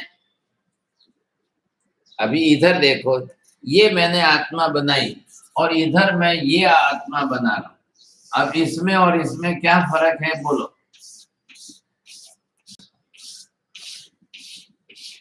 अब यहाँ पर इसके साथ और इसके साथ तुलना करो, आत्मा यही है, प्रदेश संख्या असंख्य है, आत्मा ये भी है, प्रदेश संख्या असंख्य है, इनका भी अखंडत्व है, इनका भी अखंडत्व है। अब इन्होंने इस रूप में करके भी क्या लगेगा नहीं, ये दोनों अलग अलग, ये वाला कपड़ा देखो, ये वाला कपड़ा देखो, ये वाला कपड़ा देखो, प्रदेश रचना तो सबकी एक सरीकी है, रचना संख्या नहीं बोल रहा हूँ, प्रदेश रचना। अब प्रदेश रचना के इनके इसके अंदर देखो, आपको कुछ भी नहीं दिखाई देगा, और प्रदेश रचना में इसको देखो बरोबर दिखाई देता है। ख्याल है, हमारे राजस्थान के अंदर घूंघट निकाल करके भी चलते थे तो बरोबर कैसे देख सकते थे, सामने वाला उनका मुख ना देखे, पर ये अपनी तरफ से चलते समय सब देख सके। अब उनको बोला जाए कि ये कपड़े का घूंघट बना के चलो तो संभव ही नहीं। तो दृष्टि इसमें से जा क्यों नहीं रही है, ख्याल है।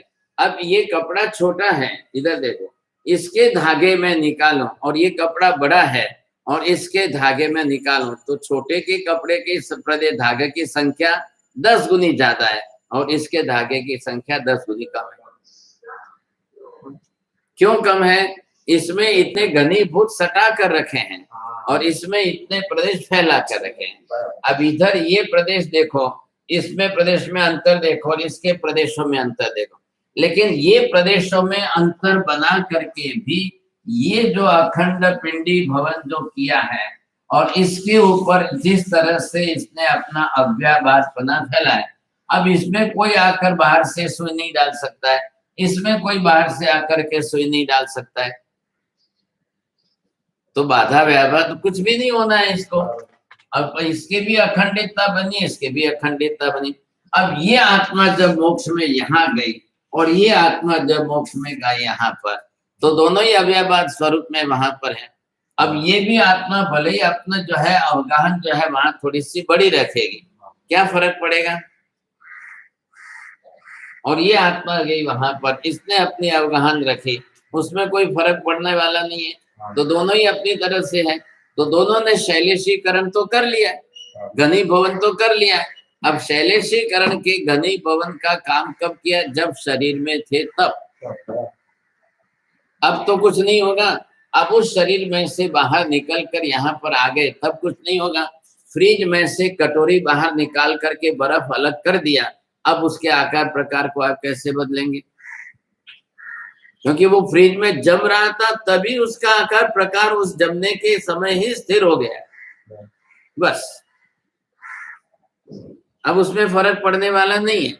तो वही जो शरीर में जो आकार प्रकार था, उसी समय उसने घनीभवन करके आत्मा प्रदेशों को शैलेशीकरण कर दिया। अब शैलेशीकरण कोई जरूरी नहीं है कि तीर्थंकर ही करें, दूसरे नहीं कर सकते हैं। सिद्ध ही तीर्थंकर ही करेंगे, दूसरे नहीं कर सकेंगे। किसी के लिए नियम नहीं है, सबके लिए अनिवार्यता। अरे ये बात समझ में, 15 से भेयप सिद्धे। अब 15 ही प्रकार से कोई भी सिद्ध हो,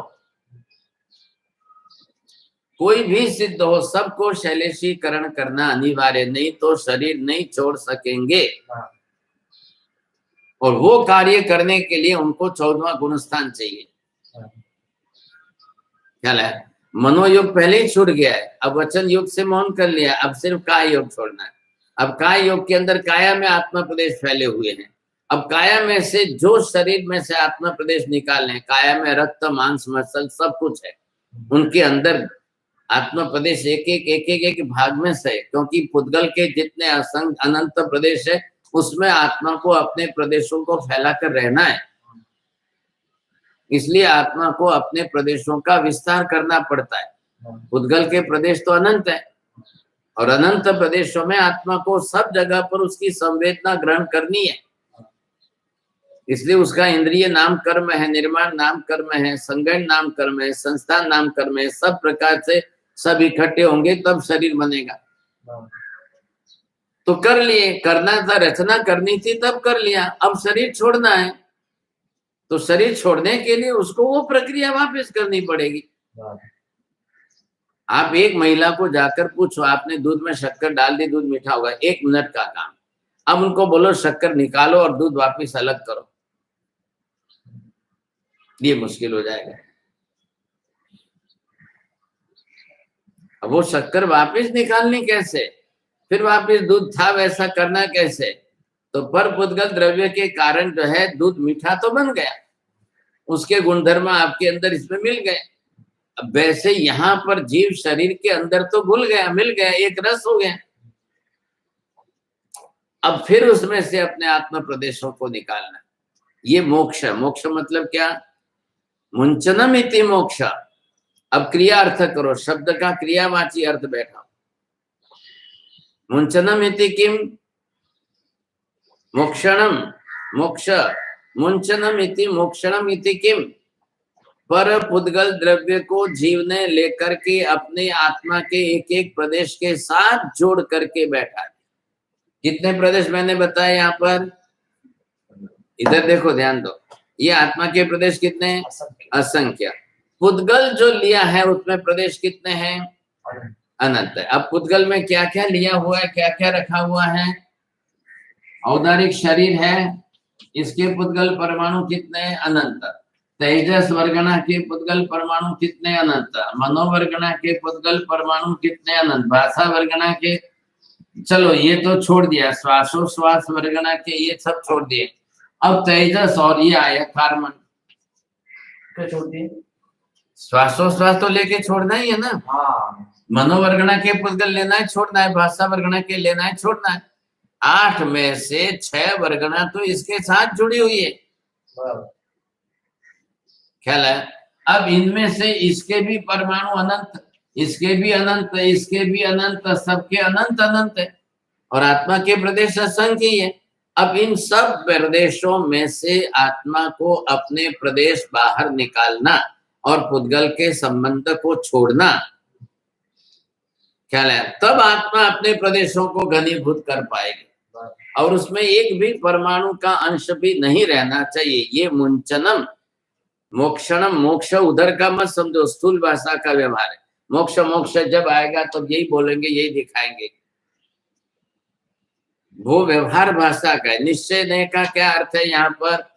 तो निश्चय ने ये कहता है कि आत्मा के असंख्य प्रदेशों को, मैं नहीं कह रहा हूं को, पुद्गल के अनंत अनंत परमाणुओं से संबंध छुड़ाना। मुंच धातु का उपयोग क्यों किया है? अब कोशिश करो थोड़ी समझने की। मोक्षणम, मोक्ष पहले यहाँ हो रहा है, वो तो क्षेत्र मोक्ष है। द्रव्य मोक्ष यहाँ हो रहा है। आत्म द्रव्य, चेतन द्रव्य, पर पुद्गल द्रव्य के परमाणुओं में से अलग होकर छूट करके भिन्न होना, ये इसका मुंचन मोक्ष है। अरे ख्याल में ये यहाँ छूटेगा, तब जाकर के अब पर पुद्गल द्रव्य के संबंध को छोड़ दिया, अब अपने आत्म प्रदेश घनीभूत होकर के एक अखंड रूप में जुड़ जाए। अब भले विस्तार इतना हो कि विस्तारित ना हो, ख्याल है। मैंने ये बताया, ये कपड़ा इतना बड़ा, ये कपड़ा इतना ही है, तो इसके प्रदेश और इसके प्रदेश में, तो इसके प्रदेश में इतना अंतर है, एक प्रदेश से दूसरे प्रदेश में पानी जाता है, सुई जाती है, सब। अब यहाँ पर क्या होगा, ये प्रदेश मैंने क्या बताया, ये प्रदेश इतने हैं कि इसमें से सुई जाए तो इधर भी टच न हो, इधर भी टच न हो, और बीच में से चली जाए, पानी भी चला जाए, सुई भी चली जाए। और यही प्रदेश अगर यहाँ पर हमने ये किया है और इसके अंदर इतनी घनता बढ़ी है, अब इसको सुई डालने में बाधा होगी, तो ये कपड़े में इसमें सुई डालो और इसमें डालो, इसमें जितनी आसानी से फट से जाएगी, इसमें 2, 4, 5 समय ज्यादा लगेंगे, थोड़ी मेहनत पड़ेगी। तो ये और ये फर्क पड़ा। वैसे यहाँ अब ये प्रदेश फैल करके भी घनीभूत बने, ये प्रदेश संकुचित होकर के भी घनीभूत बने। ये आप कौन सा, ये आप क्या बता रहे हैं, मोक्ष का पर्याय है? दोनों ही मोक्ष का बता रहा हूँ, दोनों ही घनीभूत शैलेशीकरण करें। ये 500 धनुष की काया वाला, ये 7 धनुष की अब काया जिसकी जितनी थी उसमें से उनको करना है, लेकिन इसकी काया में भी अनंत पुद्गल परमाणु थे और इसकी काया में भी अनंत पुद्गल परमाणु है ही। अब निगोद के जीव को भी अनंत पुद्गल परमाणु है और उसने अपने आत्म प्रदेश को संकुचित किया है, घनीभूत नहीं किया है। ये शब्द बोलो दो। उसने अपने आत्मा को घनीभूत नहीं किया, संकुचित किया। हाँ, मतलब क्या हुआ, निगोद के जीव ने संकुचित किया, घनीभूत नहीं। हाँ, तो दो में फर्क बोलो ना। वो दरअसल अपने शरीर संकोच होने से, शरीर मत बोलो पहले, दूसरी बात आप पकड़ते क्यों नहीं पॉइंट को? आत्म प्रदेशों का संकोच विकोचन स्वभाव है। फिर उधर चलेंगे, बात ये तकलीफ हो। आत्म प्रदेशों को इतना संकुचित किया और घनीभूत में फर्क क्या है? घनीभूत के अंदर पर पुद्गल द्रव्य का संयोग नहीं होता है, उसको घनीभूत कहते हैं, और पर पुद्गल द्रव्यों का संयोग संबंध बना रहता है, वो संकुचित। तो वो संकुचित ये कक्षा किसकी बनी रहेगी?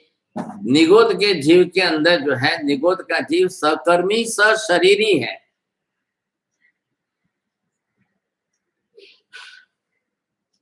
अब इनको क्या करना है? सिद्ध बन रहे हैं, इनको अपनी तरह से सशरीरी पना भी छोड़ना है, सकर्मी पना भी छोड़ना है, उसको मुंचनम मोक्ष कहते हैं।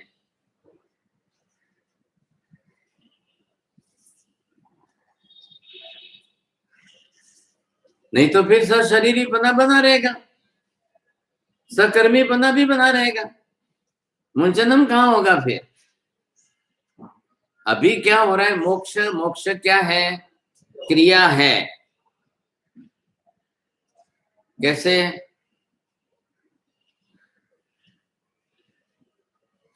मोक्ष क्रिया कैसे है?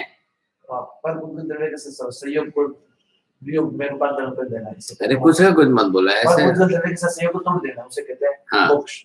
पर पुद्गल द्रव्य जो थे, पर पुद्गल द्रव्य की जितनी वर्गणाएं थी, अनंत अनंत परमाणु जो थे, उन सबसे अपना संबंध सदा के लिए छोड़ना है।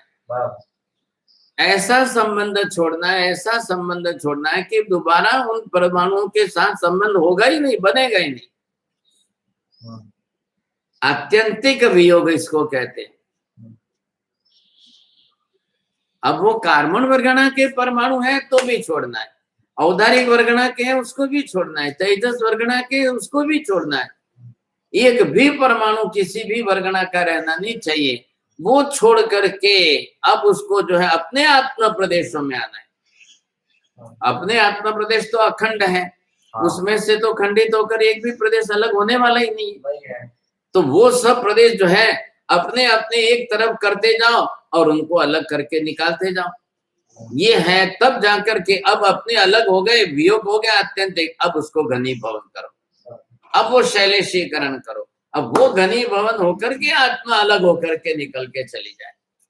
भूतगल के परमाणु कोई रोने वाले तो नहीं है, भाई तूने मेरा संबंध क्यों छोड़ दिया, अनादि अनंत काल का संबंध था क्यों छोड़ दिया। अरे आत्मा ने कहा तेरे को तो मैंने अनंत बार छोड़ा है, मैंने ही वापिस लिया और बांधा है, अनंत बार लिया और छोड़ा और बांधा, तेरे को रोना करना क्या है। ये शब्द सब आनंद गंजी ने पदों में लिखे है, वो अब ये अर्थ कोई समझ नहीं पाए, तो उनकी भाषा व्यंग वाली भाषा रही। बोल सकते हैं आनंद जी के बाद? हाँ बोलते हैं, बिल्कुल बोलते हैं, नहीं क्या आध्यात्मिक पद है सब। तो वो बड़े भी हैं, कुछ 3 वाले हैं, कुछ बड़े भी हैं, अलग से हैं। अब यहाँ पर ये जो है, ये इसमें ये निगोद का जीव अभी घनीभवन नहीं हो रहा है, संकुचन जरूर हो रहा है, लेकिन वो एक भी कार्बन वर्गणा के परमाणुओं को छोड़ नहीं सकता है, कर्म परमाणु के रहित नहीं रह सकता है, औदारिक परमाणु के बिना नहीं रह सकता है, तेजस वर्गणा के परमाणु के बिना नहीं रह सकता है, इसलिए उसका घनीभवन नहीं है, संकुचीकरण है। बहुत मुश्किल है शब्दों के अंदर क्या है व्यक्त करना, समझाना भी। और वो कोई ऐसा स्टूडेंट जो बरोबर शब्द को वहां पर पकड़ने की अपनी बुद्धि की सूक्ष्मता बनाए, उसके लिए काम करे। अब इस बात को यहाँ पर रखो, आपको कोशिश करना, कभी वापिस आप लिखोगे ना तो ये बैठता, नहीं तो नहीं बैठता। अब आपकी वो आदत नहीं है सर, 2 में से एक है। अब इधर क्या हुआ, ध्रुव पदार्थ को स्थूल ध्रुव किसको कहना और इधर सूक्ष्म ध्रुव किसको कहना, बस इतनी बात समझ लो, ये ढाल पूरी हो रही। हाँ बस, तो यही है मुख्य वस्तु यहाँ पर।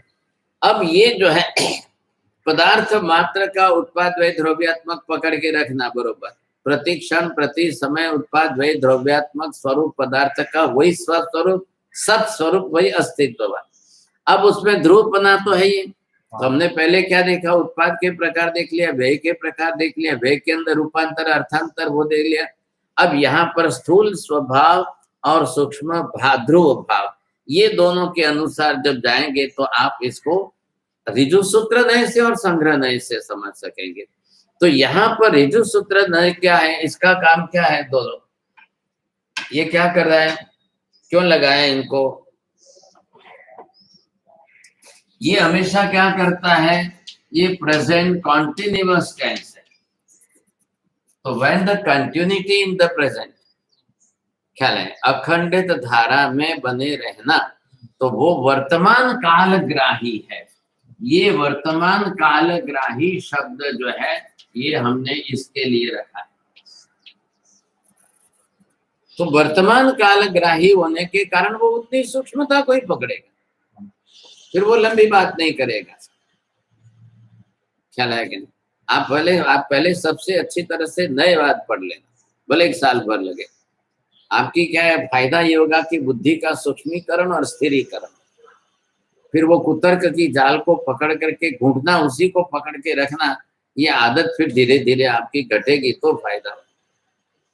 अब यहाँ पर है क्या कि ऋजु सूत्र नए वर्तमान कालग्राही है। अब वो क्या देखेगा कि पशु पक्षी मनुष्य आदि पर्याय जो जिस समय जो बनती हुई है, तो परिमित काल स्थायी, तो उस काल के साथ में रहने वाली काया को भी वो स्थूल स्वरूप में अगर वो देखे, तब जाकर के उसमें क्या समझना है,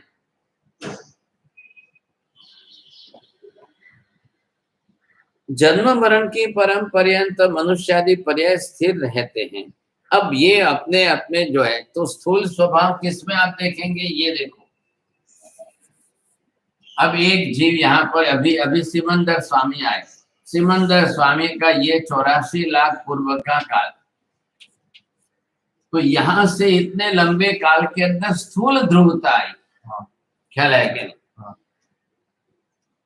शरीरी है, व्यवहार नए से करना है, तो स्थूल शरीर। अब जो है पहले आरे के जीव का आयुष्य कितना है, दूसरे आरे के जीवों का आयुष्य पल्योपमों का है, तो वहां पर कितना लंबा काल हुआ, 84 लाख पूर्व से भी 1000 गुना बड़ा पल्योपमों का उनका आयुष्य। पहले आर्य में दूसरे आर्य में है, तो वो उतना इतना लंबा काल है। इससे ऊपर चले जाओ तो पल्योपम के बाद आएगा सागरोपम। अब सागरोपम के अंदर आ गए, उसके बाद में और ज्यादा बढ़ती हुई संख्या वाले सागरोपम। तो सागरोपम कितने हो गए? एक सागरोपम बरोबर असंख्य वर्ष हो गए। असंख्य वर्ष तक वो एक शरीर में बना रहेगा, तो उसको तो एक शरीर की नित्यता लग रही है। अब ये करते करते आप पहले देवलोक, दूसरे देवलोक, तीसरे देवलोक, 12वें देवलोक, ग्रह में गए। अब ग्रह से आप अनुत्तर विमान में गए, अनुत्तर विमान में गए 33 सागरोपम।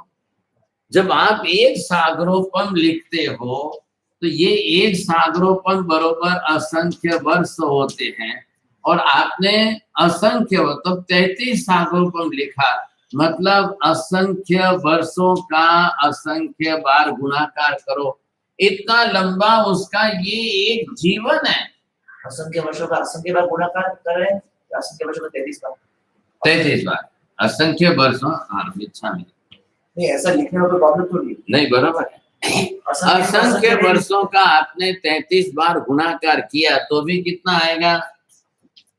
वो भी असंख्य वर्ष आएगा।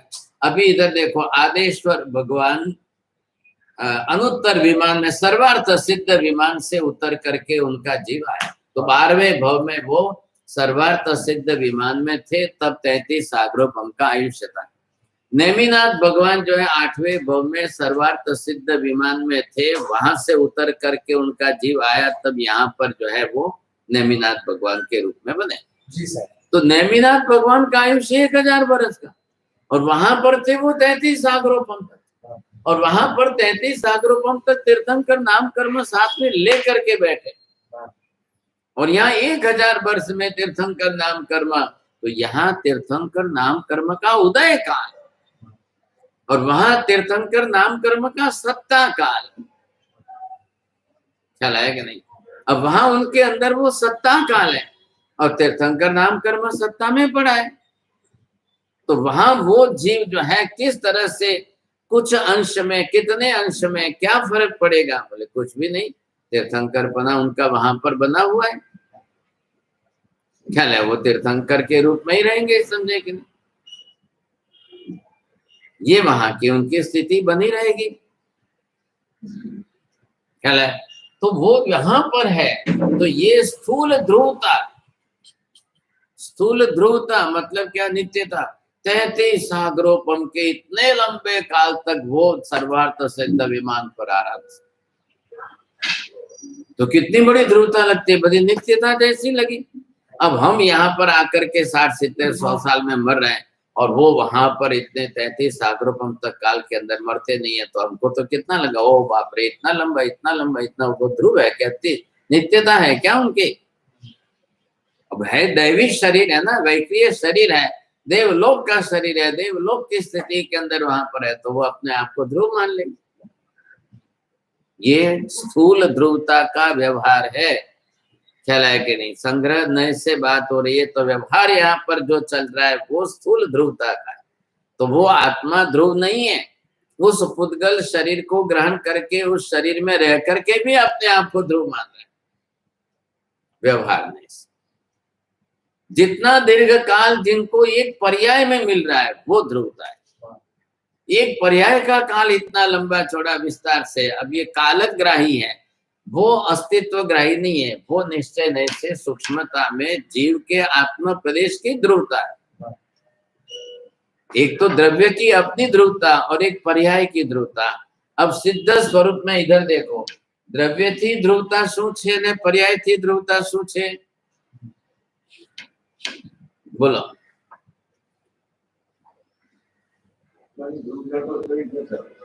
सिद्ध सिद्धनी शुद्ध ध्रुवता शनि छे। हाँ, कैसे बोलो?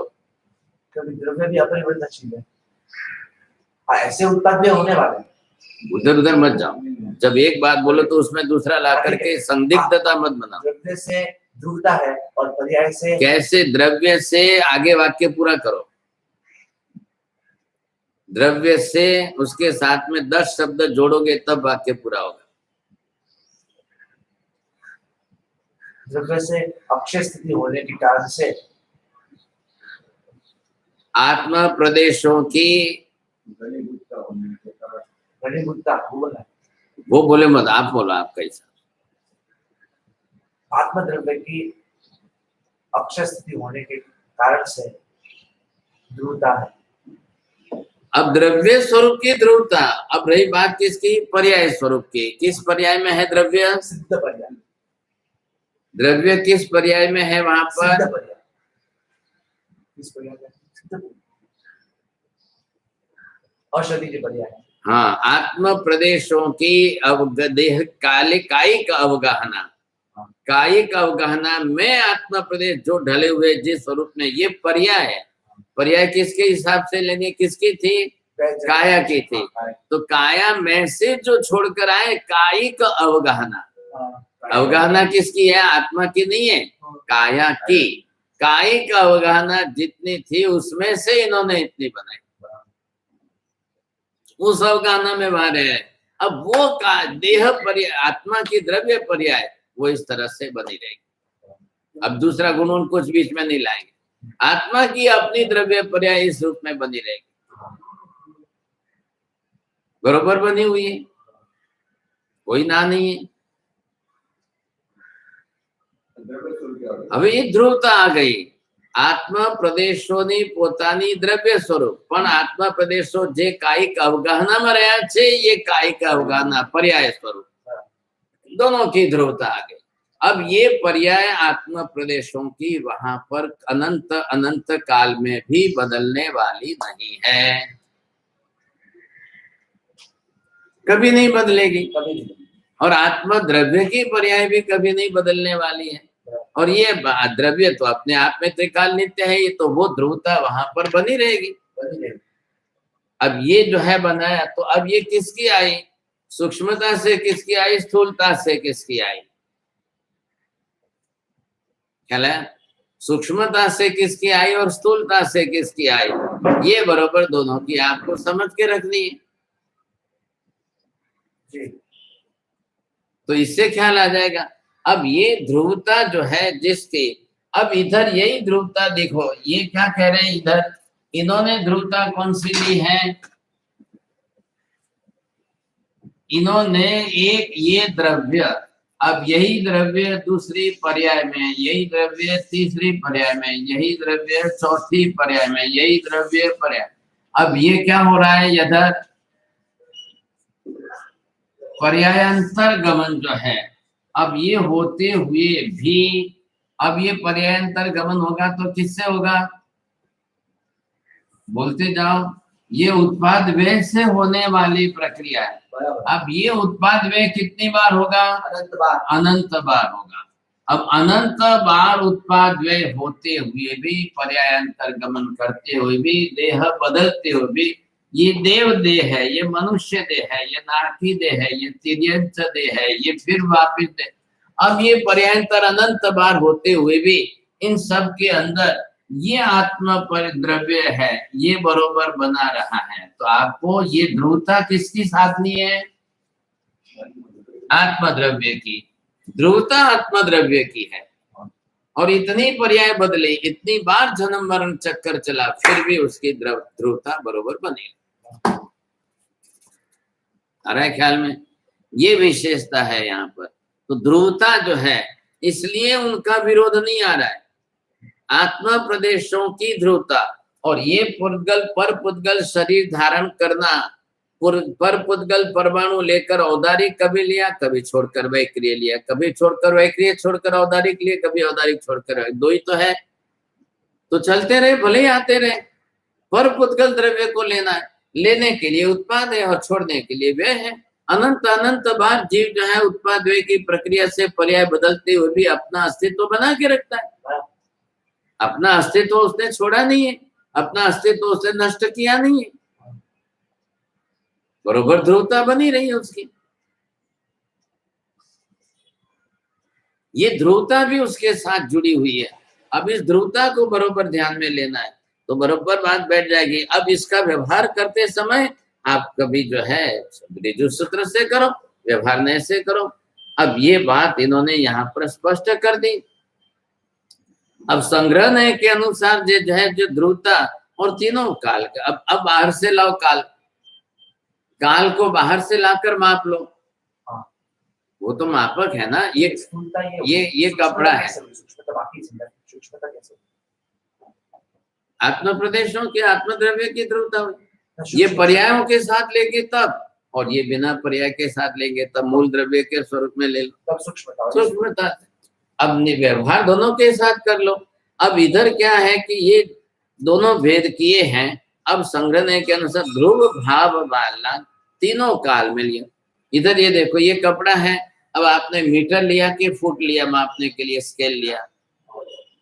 कोई बैंच से मापते थे, कोई हाथ से मापते थे, कोई स्केल से मापते, कोई मीटर से मापते थे, सबका माप अलग अलग है। तो काल क्या है? काल मापक द्रव्य।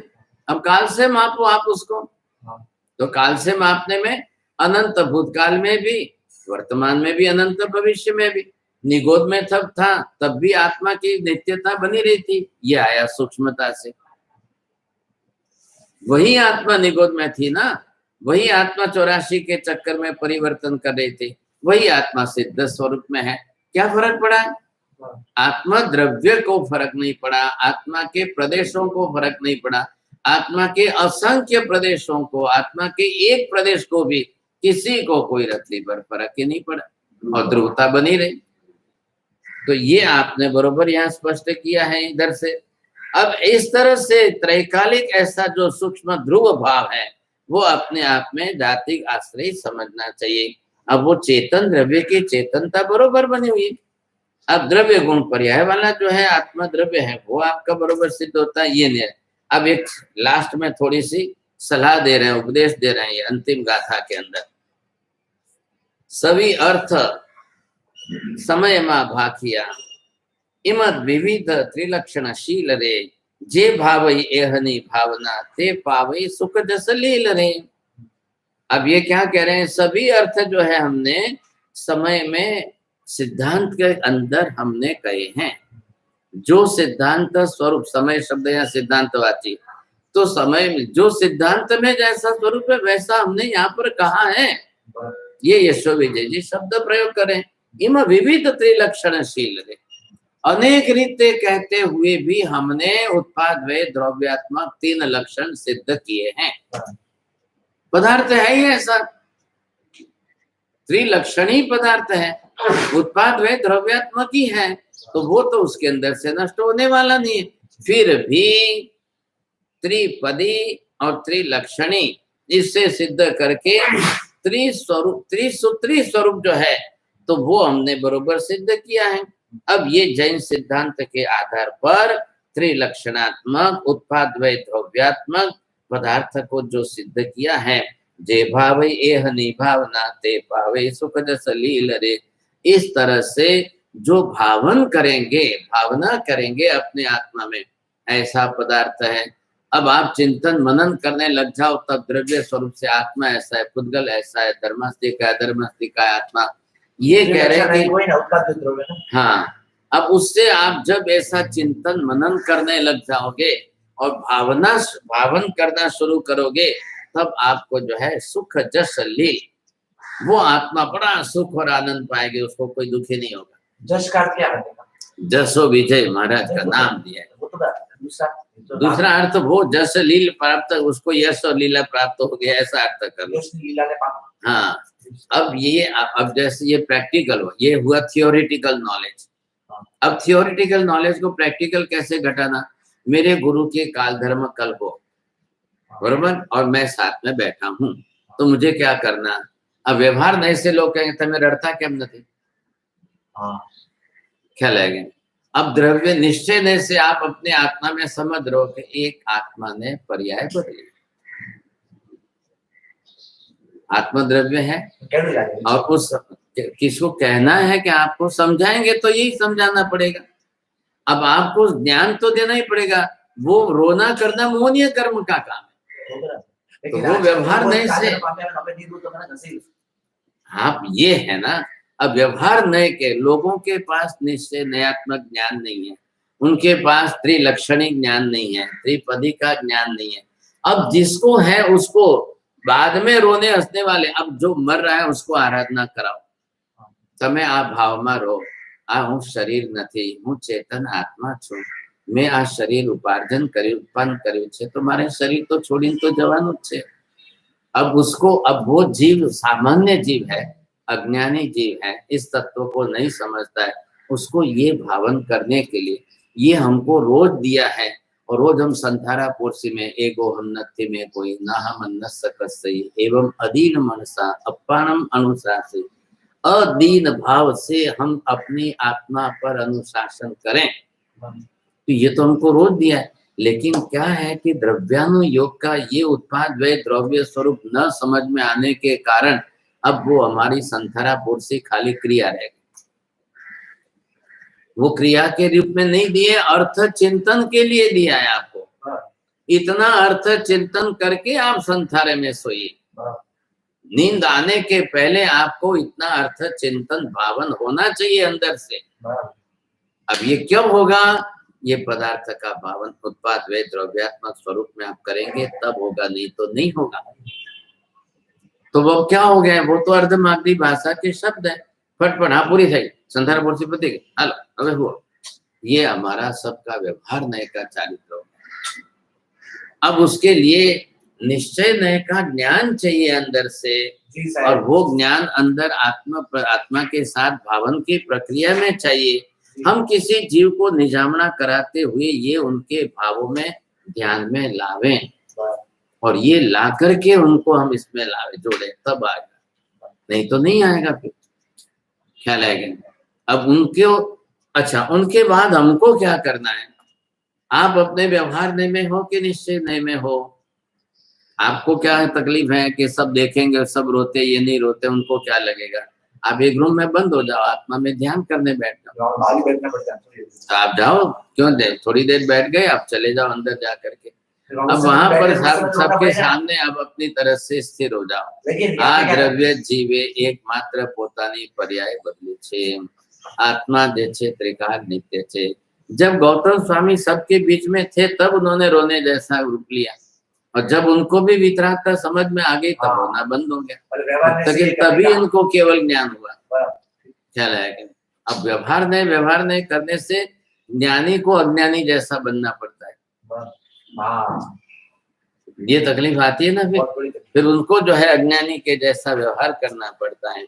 तो यहाँ तत्व चिंतन की मस्ती जो लानी है तो वो इसके कारण आएगी। ये आपका बहुत बड़ा उपकार है कि आप पधारे इतने दिन। ये 9 ढाल तक तो चला सब, अब ये ढाल तो चलेगी कितनी, 15-16 ढाल तक है, लेकिन अब आगे की होगी कि नहीं होगी, आप तो बड़े विद्वान हो। 17 ढाल और किसी ज्ञानियों से कर लेना बस। नमो ओरियंता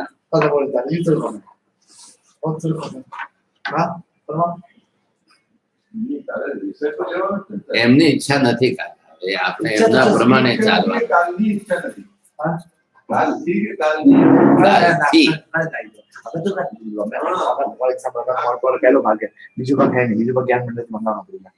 भागने में ही भाग है।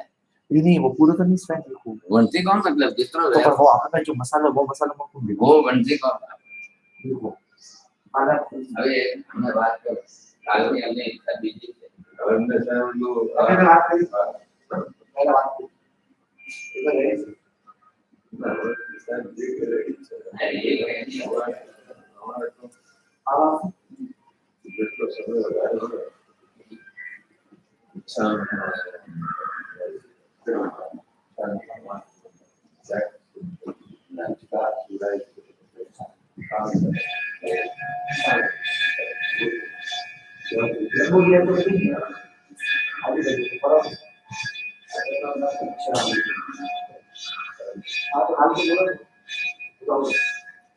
आपने आगे नहीं करना तो बहुत मतलब ध्यान करा और जीवन में बात किया ये ध्यान भी होता है।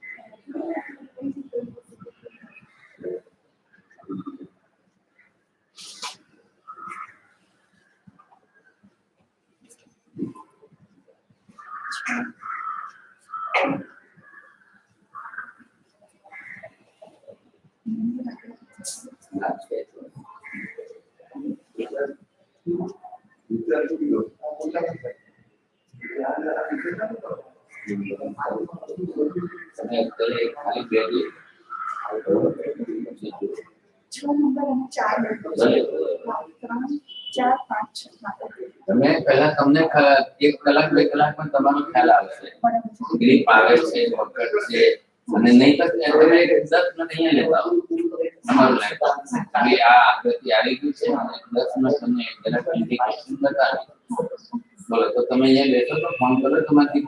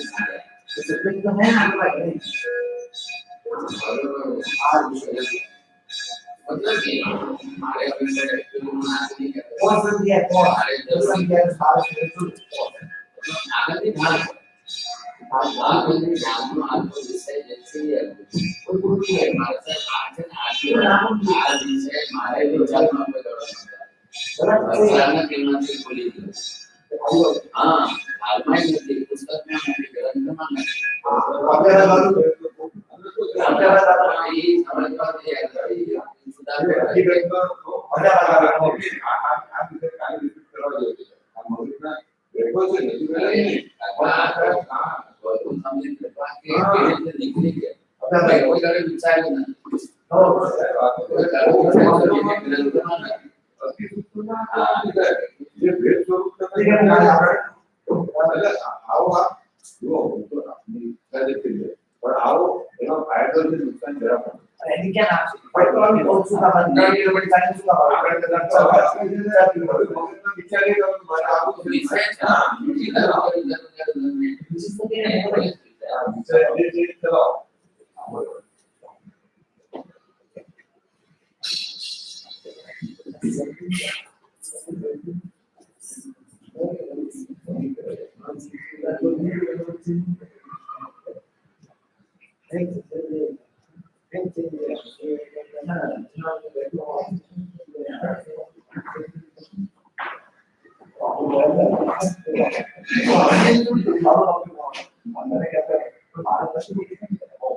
कोई मतलब वीडियो कर ini tuh apa sih ini asal nah sebagai dia bisa nanti saya bisa saya oke lagi baat kari dulu ya oke lagi baat oke lagi bisa oke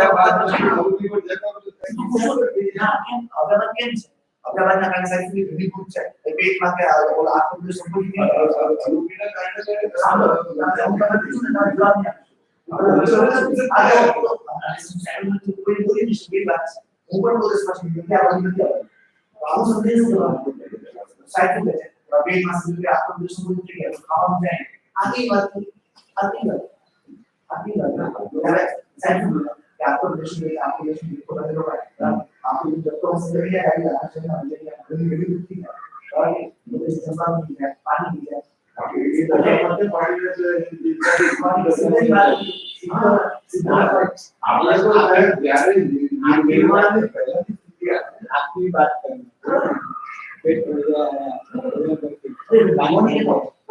प्रश्न तो कोशिश करनी है प्रश्न तो आपका प्रश्न है आपको साइड में प्रश्न आता रहेगा प्रश्न देना उस आगे बहुत जरूर शुरू स्पष्ट प्रश्न के मतलब प्रश्न से केवल दिलाने उनकी जगह आके भारत तो प्रश्न आपको आगे फुट है कभी बस नाम इस टाइम बाद जल्दी से जवाब सवाल आलू में तमाम सुनने कौन नहीं कर सवाल कौन नहीं कर तुम्हारे वीडियो होता है ना बहुत हां ये पूछा है शायद मेरी की है हमने कितना बड़े बता रहा है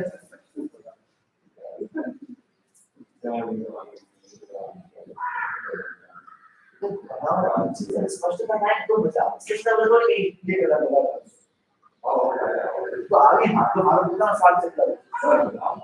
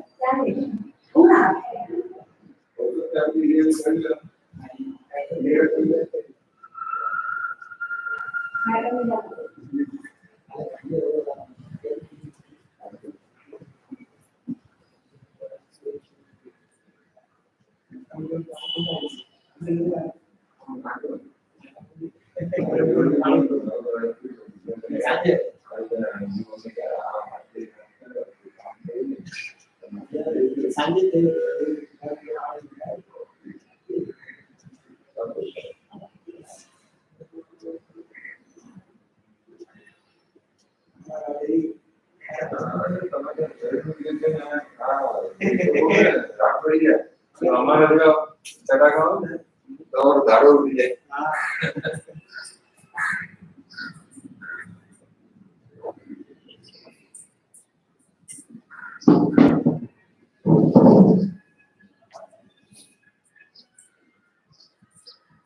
हमने आपको प्रिंटिंग करा सॉल्व करना है प्रिंटिंग कैसी बना करवाना है हां तो वो मैंने आज कर ले सकते हैं पेट्रोल मोकलो बस ये मोकलो हाय मोकलो कुछ नहीं काले हरी के दिखा रहे हैं ये के दिखा रहे हैं यहां पे ये ये आई इस दिखा डिस्ट्रीब्यूटर संदेश माने में बिल्डिंग बेल लगी है टाइपिंग के लिए लिस्ट कहां है एक फोटो को चलिए अगला एक ले आ साइज में आ साइज में आ फोटो देख ना आ तो आप बे कर ले फोटो आपको बिना रेकॉर्ड फोटो बोलला 21 लाख है 21 लाख ये जो है सर सिस्टम की सारी नहीं एक साथ नहीं देखते हैं एक साथ एक पानु करो एक શું પડે ને ચોટાડવું પડે ને ત્યારે કોઈ લેવું પડે ને અમે તો સાહેબ રાખતા જ નથી શરીર કોઈ સારી જગ્યાએ નહીં ખરાબ જગ્યાએ પદાર્થ શું છે ઘરમાં હોય તો ફટાફટ થઈ જાય બહુ ને ટાર્ગેટ ये मैंने मोड़ू बे बार लगाए मैं आगे दिया कोरोना पेचे पहले लगा दिया एक तो शुरू किए नहीं बात आगे आगे भी प्रोफिट आपको दिखाने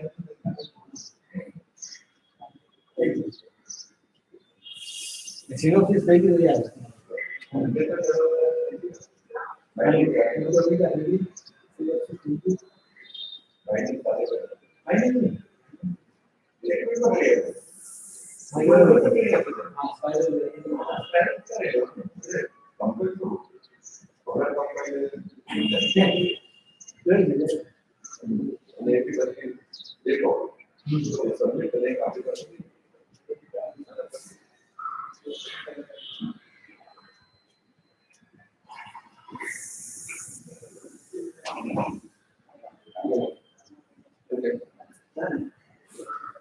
स्पाइरल लाइन ड्राइव नहीं आती है सिर्फ से होगा वो कहीं आ गई हां स्पाइरल लाइन होगा वो कहीं आ गई नहीं आती आगे से निकल चेंज जरिए चलेगा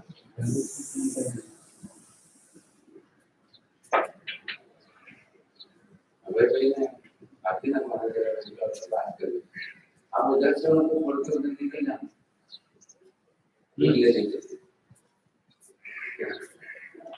ले लेंगे आज आप खड़े बैठे हैं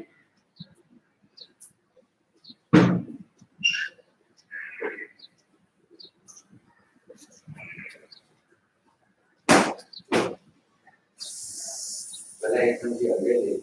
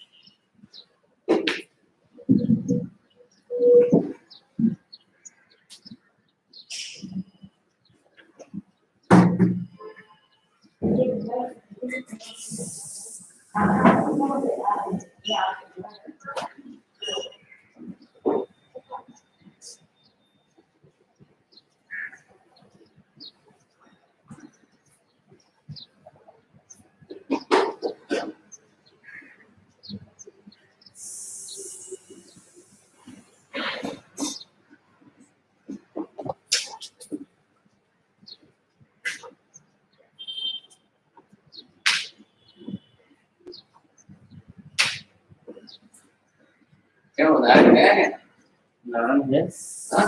है उधर मंदिर में। ये तो आप नहीं आए ना रहने के लिए। हाँ, नारायण छोड़ के जा रहे हैं? नहीं जा रहा है तो वो मंदिर वाला दे वो मंदिर वाला भाई का क्या नाम आप भी रहेंगे नारायण भी रहेगा? है? आप भी रहेंगे नारायण भी रहेगा? हाँ अरे वाह।